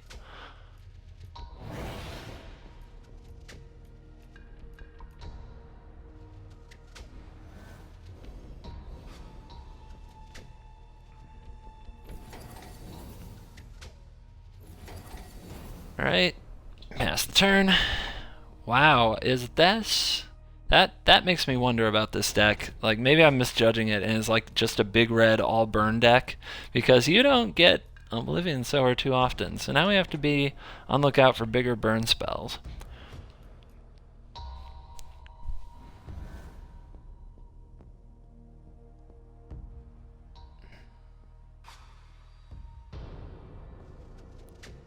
What's he gonna do?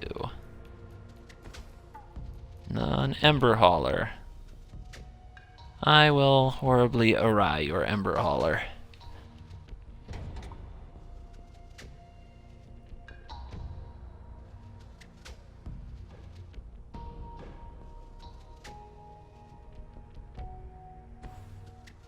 A dragon. Okie dokes. Should have attacked first, but not gonna complain. Oh, he's attacking now. That's stupid. Sorry. That's not right, my friend. You're gonna regret that. I guess he forgot about the vents.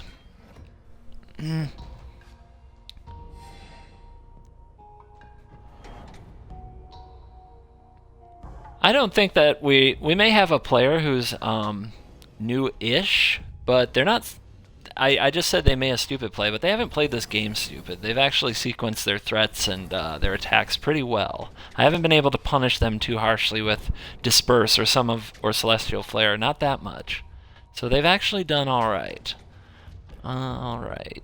So obviously that has to die. And that's why we save Ob for just the right moment. Alright, now it's on them. They need a really good top deck if they're going to have any chance. Now they have Blighted Gorge. You can kill Ob, but that's 2 damage that doesn't hit me, and taps him out, which means Shambling Vent gets in for more life, which just makes things, you know, more inevitable. And there's only 20 cards in the deck, so that's probably game. I can't imagine anything that would make a difference now.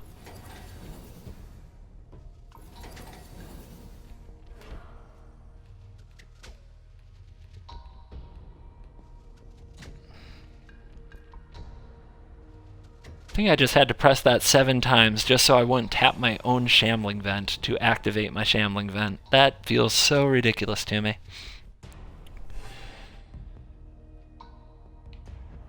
So what's going on in this deck? Traitorous Instinct. That's a really dead card. He might have that in his hand. Oh, there's 3 of them down there, so it's unlikely, but it's possible. And then we've got, I don't know. We only have the 1 aura, so his hand is probably an aura or the 4th instinct.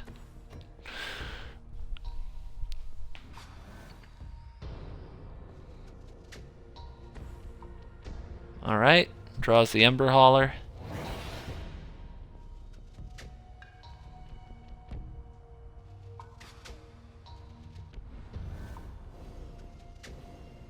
Could also be the Fiery Impulse, but like, I have mentioned that card a few times, but I don't see any Fiery Impulses down here. It's a very burn... Oh, there's 1. 2. Okay, so there is probably a Fiery Impulse in that hand. But we can draw that out right now with our Scatter. We could also activate the Tutelage. I actually like this better, since we're not guaranteed to win the game from it. And we will win with it next turn, so let's just set up the win as much as possible this turn.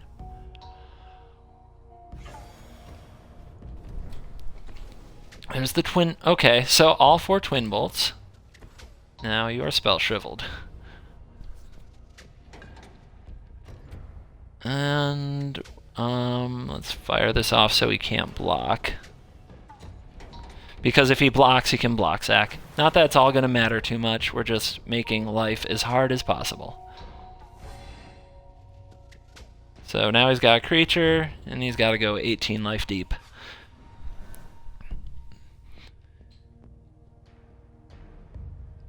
And if we untap, we should win.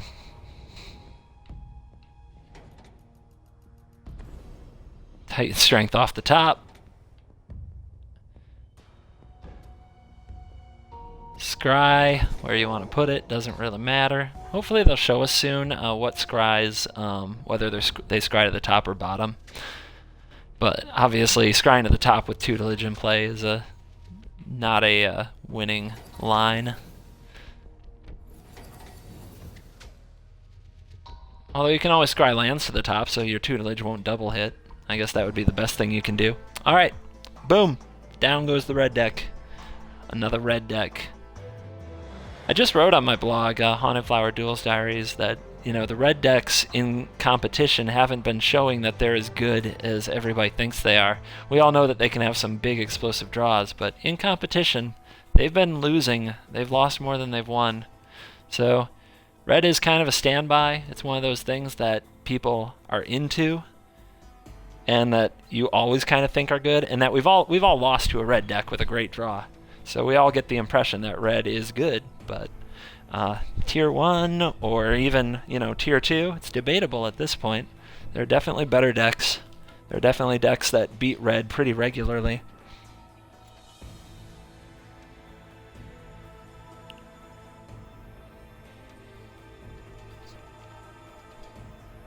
The thought that you can just play red and beat ramp is obviously silly, or else there wouldn't be so much ramp everywhere. Although we haven't played any today.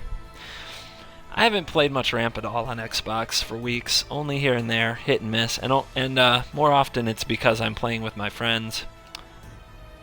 But yeah, as far as just kind of pubbing, picking up randoms, I never seem to run into ramp anymore, which is fine. People who don't like Acid Moss, come over to Xbox One. We don't have that much of it. It's not that bad. I think people are just a bit bored with that strategy. They know how good it is. They know it's, it's really, I think it's, I was like listing my tier list in a post that I made today, and I was, the top tier is like ramp and ramp. There's the Gruul kind of ramp deck, and there's ramp decks with blue in them, and those, win more than 2/3 of the time in competitive play, and other decks don't. And those decks have Acid Moss, and I think people know that.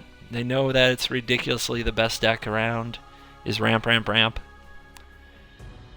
So, I think they're tired. I think they're just tired of it, and now they want the new cards, the Oath of the Gatewatch cards, the Shadows over Innistrad cards, which, oh my gosh, I'm having such a good time looking at the cards that are coming up in Shadows and Oath, and speculating over what we're going to get. I wrote a blog post that's not going to come out till Wednesday, but it shows some of the Oath cards that are already confirmed for our expansion. Confirmed in quotes, because last time I thought I knew for sure. It didn't work out. But some of the Oath cards that are coming, it shows what they do, and I write about what decks they'll probably be good in, and how good they are, and how good they're not. And I even put a deck list at the end that's like a new version of like mono green ramp with kind of the colorless theme, so that you can run Walker of the Waste, Reality Smasher, and things like that. It was so much fun. And that's going to be on the Haunted Flower Duels Diaries on Wednesday. All right, and it posts at 6 a.m. So I don't know where you are in the world, but 6 a.m. Eastern Standard Time. This hand's not great, but we don't have color problems, and we're on the draw, so I think I'll keep it.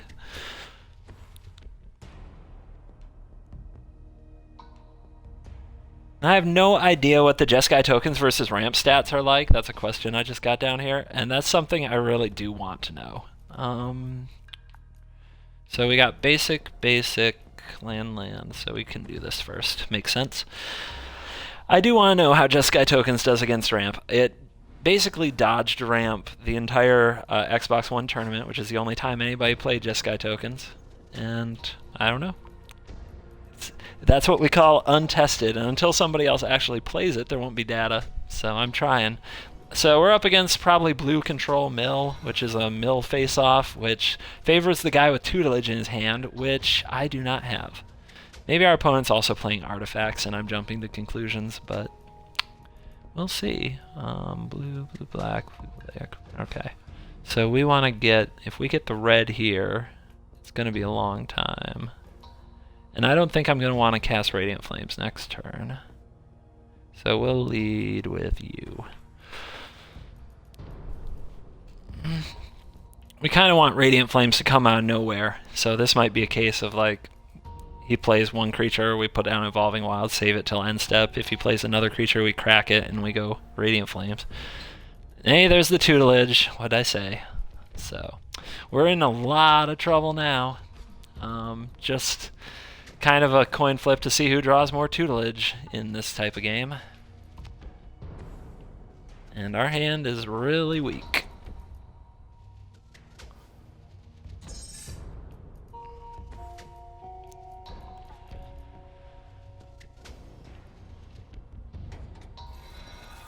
I bet he mills 2 tutelages and then mills a tutelage and something else right now too. I bet that's what happens. If you're going to judge your tutelage deck, don't make the mistake of judging how it performs against another tutelage deck. My god, that sucks. Now if we get a tutelage sometime soon, we can out-tutelage his tutelage deck because of Brilliant Spectrum, as long as it's equal numbers of tutelage. Of course, here we go. Of course, he has to read the bones, so yeah, we've just already lost. I guess one thing I could have done is not played the Vial and been ready to disperse that tutelage in response to the read the bones, but I think the only thing that matters right now is digging for more tutelage. There's 2 of them. Oh goodness. Yeah, GG, I'm out. Not even gonna bother. Don't make the mistake of judging how your tutelage deck does when it faces another deck with tutelage in it, and one of them draws tutelage and the other doesn't. Nothing else really matters. Doesn't mean the deck's bad, just means they drew better. Luck happens. Tutelage face-offs. Such shenanigans. Sorry to disappoint anybody who might have actually wanted to watch that, but there's just no way I'm going to sit through that when I have time to go try to get a real game. Not only that, I gotta be gold digging. I've got to have all the gold come launch date, beginning of next month. I gotta have gold for that Shadows and that Oath, because God knows I don't want to be I want to have all the cards available to me on day 1. I've got some love in the comments, like, yeah, I didn't want to watch that, I'd quit too. Thank you. Yep. Screw that. It's too bad. We run up against an opponent with an actual deck, but it's the exact type of deck that is not even worth playing against. Doesn't really teach you anything.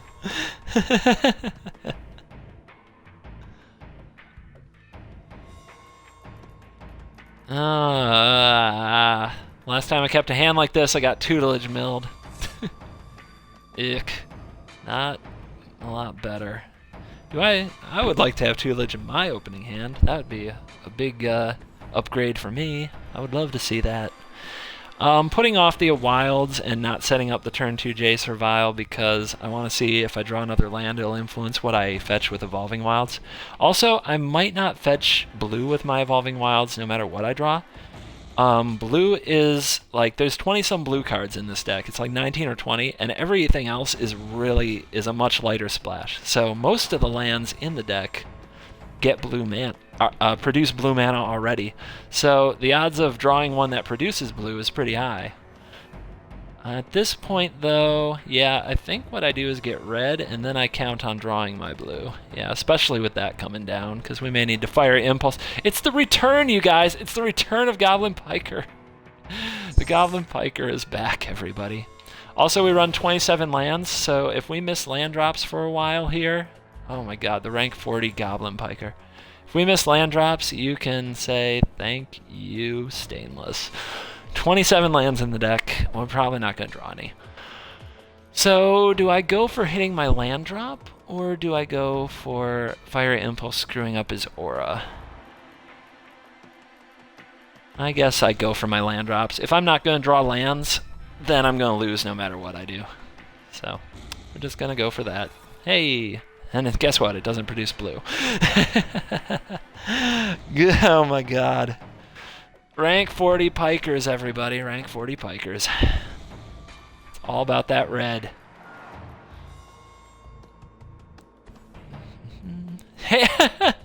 One wasn't enough. One was not enough. By the way, we have 6 sweepers. Let's see if we can draw one of those. Oh my goodness. I guess I could have used Vial there and probably should have. I was just taken aback. Oh my gosh. Stupid. This is getting really stupid really fast. I do all that work to make the right plays, and look what happens to me. I get abused. I'll probably never draw a blue land this whole game. Arg. He knows a lot that I don't, let me tell you. He knows a lot that I don't. He knows that Goblin Piker is just boss. Oh, it's a Scrapyard Mongrel. With no artifacts. I love it. Alright, let's get on some damage control and try to buy some time, because we're gonna need it. After this, though, we're pretty much out of plays. Need to draw a blue land, a spell we can cast, or land, any untapped land can slam Omnix. Nope, don't draw it. Why would we? Why would we? 27 lands, I'm pretty sure 20 of them produce blue. Guardians of Miletus. Representing the... And that, by the way, is a combo with Scrapyard Mongrel. He now has a 5/3. Oh, man. Now let's see if he's got something up his sleeve for this.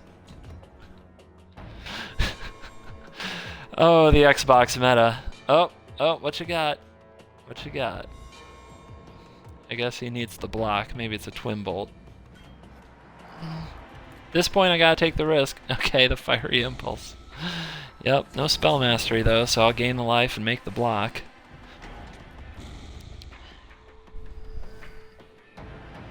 Wow.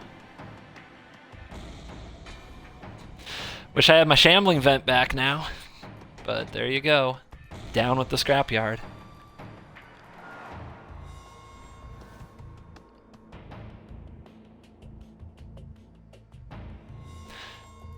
By the way, this deck has blue in it. I don't know if my opponent is even ready for that.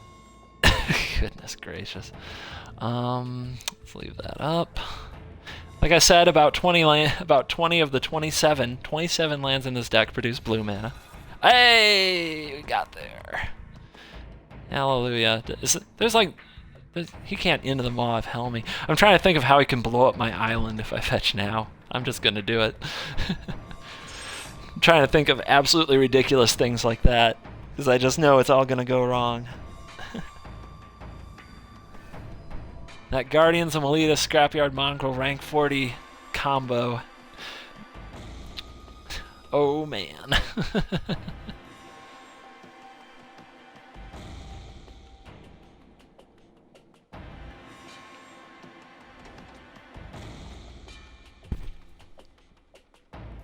Alright, passing the turn. We can guess a handful of burn spells, although at this point guessing is pointless. My opponent is clearly a wild man with no regard for the game, the rules of Magic. No regard for anything. He's a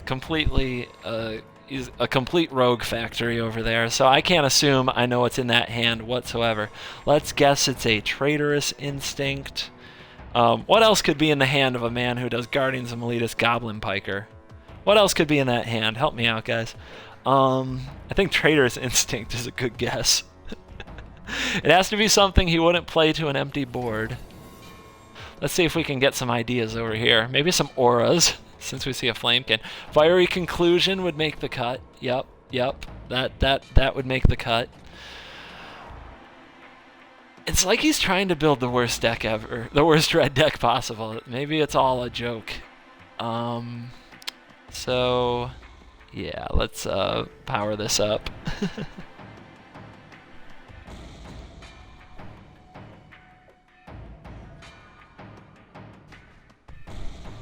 Titan Strength makes sense. That makes a lot of sense. Let's see. I think those can go. Get our buzzsaw action on with the tutelage. Jace is probably going to eat another Fiery Impulse or removal spell, but I don't think there's anything in the world we can do about that. So if he's going to eat a removal spell, we're just going to play him and let him eat it. And that's going to be that. Yep, there you go. If they have it, Jace is already dead. If they don't have it, we're playing around it for no reason, and we just have to go for it. Boiling Earth. Yeah, Boiling Earth is in that deck. Oh, you know that. Oh, yeah, Inferno Fist on the Guardians. Yes. Yes. That's the play, everybody. That's the play.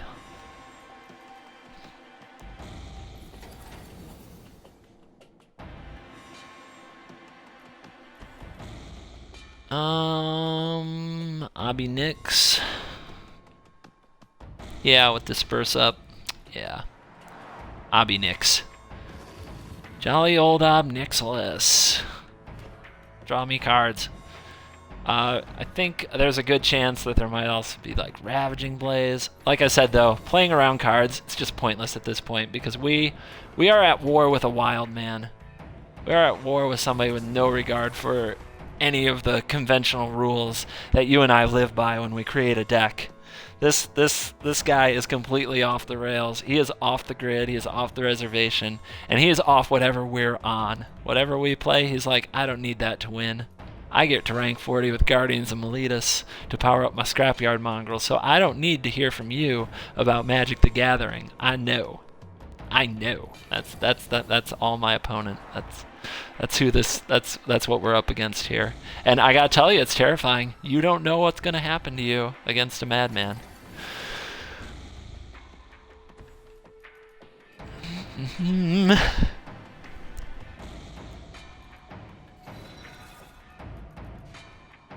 Alright, what else could it be? Let's see this infernal pile. Let's bear witness to the genius. Alright, plenty of land. More Inferno Fist, more Glory Chasers. Actually, a lot of this stuff looks more traditional red. Like, maybe we're just still unlocking all the red. I don't know. Oh, maybe you conceded. Sorry, dude. I gotta check the graveyard when I mill stuff. It's like the only way to play the game. You gotta be up in your graveyard.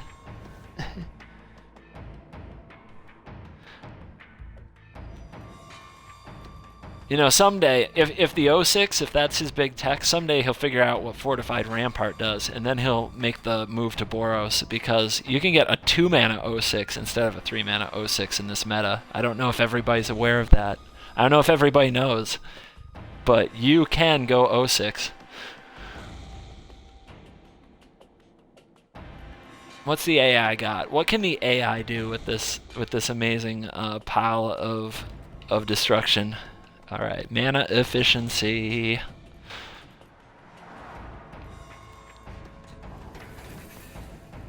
Yes, there are times when you would rather do that than Epiphany. See, now this turn I can double Epiphany and have Fiery Impulse open. Yeah, y'all didn't see that coming.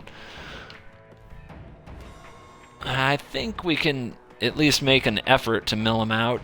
Where are we at here? It's mono red, so 1, 2, 3, 4, that's 5, 6, 7, 8. So, and if we draw, we have to draw into, let's see, either we'll hit doubles, and I have seen, like, he's got a lot of land here. 1, 2, 3, 4, 5, 6, 7, 8. We're against the computer, so we can try hard, it's fine. 9, 10, 11, 12, 13, 14, holy cow, 15, 16, 17, 18, 19, 20, 21. He probably only has 3 lands left in his 12 cards if he's doing the Tradish 24. So that means the odds of hitting a double are pretty good, although he does have a lot of artifacts. So I think we can go pedal to the metal and go for the win. Alright. Down to 8. Pedal to the metal. Aw, 1 mana short on the Spectrum. But boom, we did it. Let's look at that. Let's look at that final cut. Oh my gosh, my thumb can't quite make it to the end. Oh my lord. Okay, the madness is definitely back. We've got some fiery conclusion. We got into the Maw of Hell, and we don't have just one Scrapyard Mongrels. We have several. You got to run that combo back, you guys. But you know what? He didn't know. He didn't know. I'm a wild man too. I can take down that Guardians, and I'm willing to do what it takes. I do what is necessary, guys. I'm ready for combat with even the craziest.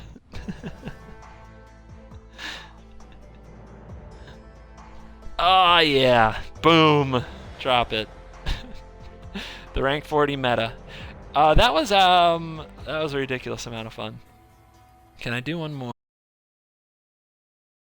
645. 645. One more match. One more match.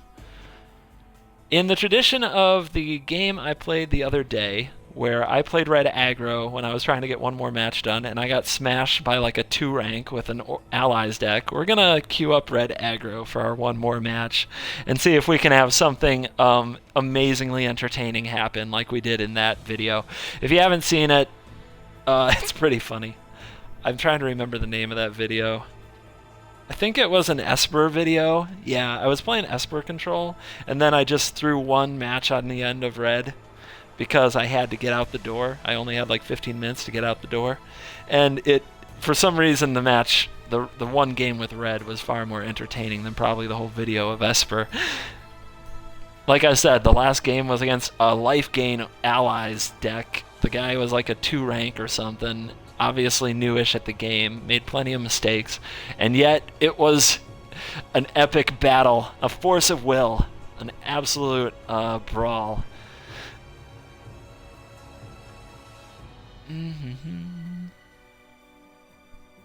This red deck that I'm running is already different from the red deck you saw before, because now that I've had, I've seen red struggle and I've had some struggles with it myself, I decided it just has to be more explosive, so I have to take more risks in the deck building to get it more explosive. So it runs more auras and it runs more 1-drops, of course, to do that wombo combo, 1-drop, aura, blah.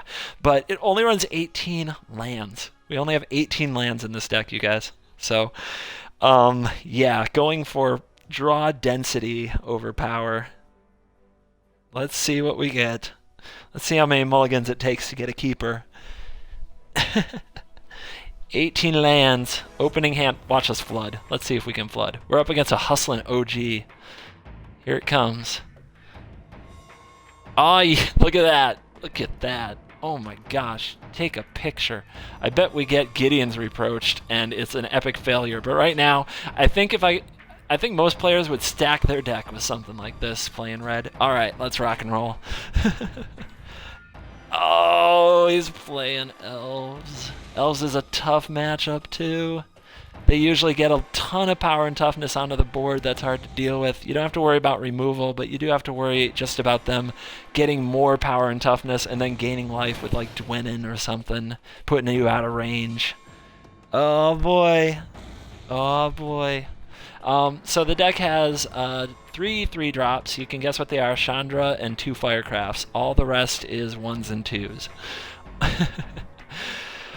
That's how you play an 18-land deck. Also, in my playtesting on iOS this afternoon with this deck, which was against the AI because I was out on a walk, so it doesn't mean too much being against the AI, but oh my gosh. I flooded out with my 18-land deck 4 games in a row. I only played 5 games, and 4 of them were complete mana floods. And I mean, holy cow, how could I possibly draw 6 lands, 7 lands, 8 lands with this deck?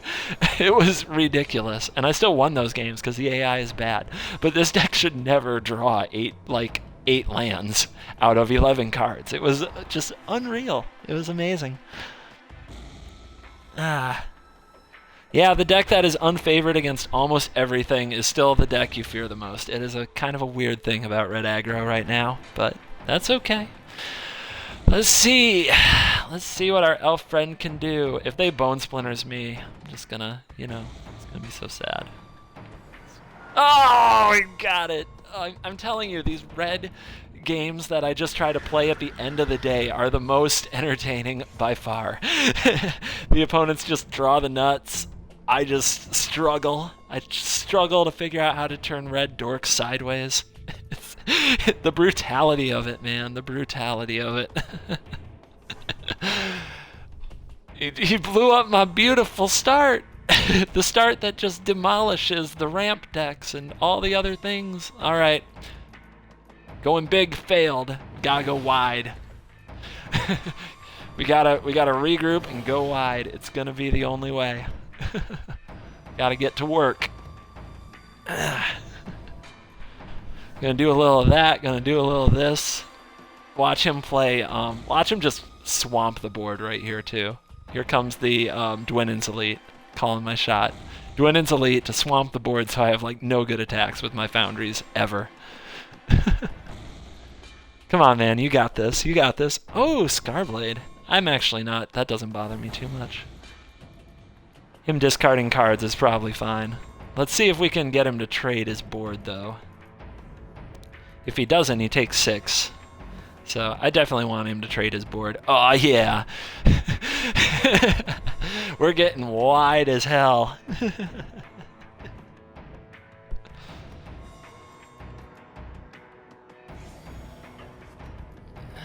Block or damage? What's it gonna be?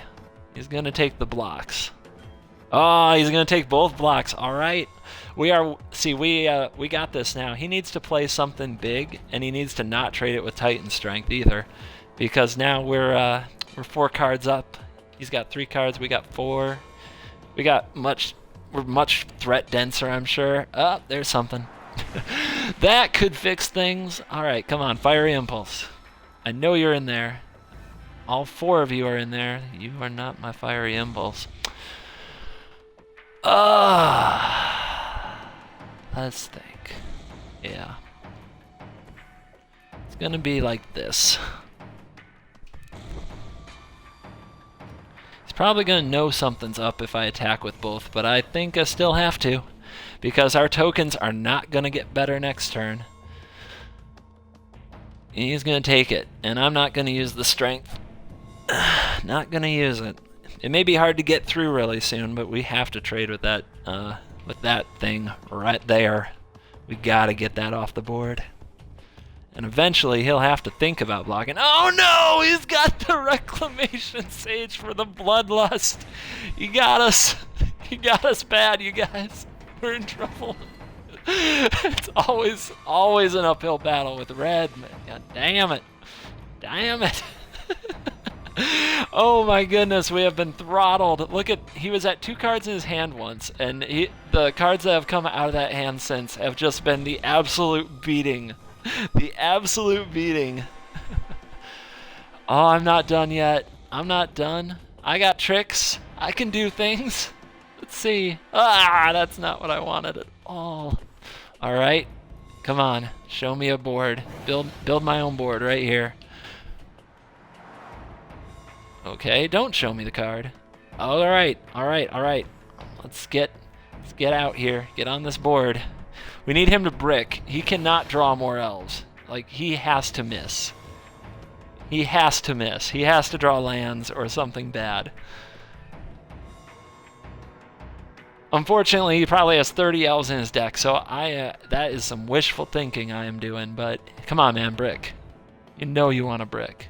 You have like 24 lands in that deck. I have 18 in mine. My threat density should prevail. I bet it's like Might of the Masses. Something so lethal. Come on, dude. What's it gonna be? What's it gonna be? Alright. Yeah. Interesting. Interesting. So he wants to get attacking. He's got some kind of a pump spell. 1, 2, 3, 4, 5. But if he casts it, 1, 2, 3, 4, 5. So I'm gonna guess Might of the Masses because that's probably the worst. So 1, 2, 3, 4, 5, 6, 7, 8, 9, 10. Takes me down to 5 life, and then my counter attack, 1, 2, 3, 4, 5, 6, he has to block. He may just have another creature. Let's take the hit. Let's gamble. Let's gamble. You know, he can't pump multiple things, though. He really can't. I still think I want to take it and go for the win next turn, but then I don't think I actually win. It's too risky. It's too risky. Let's at least force him to have multiple things. Because an elf deck with less elves is much less a deck. Alright.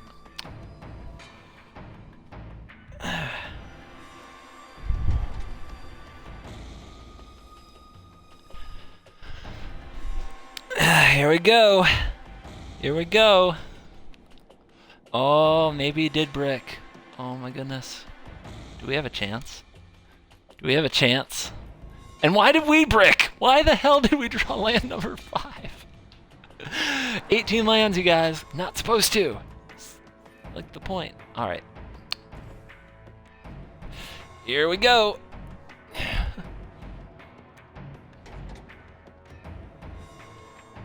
Let's get in there. Does he block? It's a big call. He does not. 1, 2, 3, 4, 5, 6, 7, 8, 9, 10, 11. So I just need to find a burn spell. Need to find a burn spell. Come on, Titan Strength. You are not a burn spell. You are another land. Down to 3. We got 2 on the board from the Ember Hauler. We're just going to play the land. All right. Can we do it? Can we do it? It's always the roughest uphill battle when I play these red decks, man. It always just feels like bashing everything into a wall, but we've got a shot. We've got a shot. And it looked like we were dead out of this game, too. That turn he dropped his hand, made a whole bunch of elves. I don't know about that attack of his.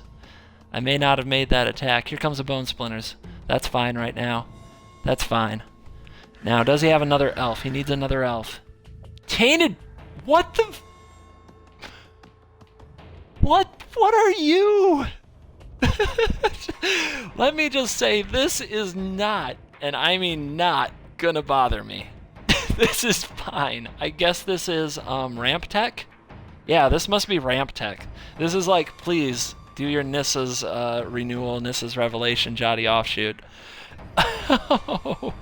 Let me just say, you are not gonna have a problem with me and Tainted Remedy. Alright, we got it. We did it. We survived, and our opponent did brick, and I mean brick hard with that Tainted Remedy. Boom! We did it.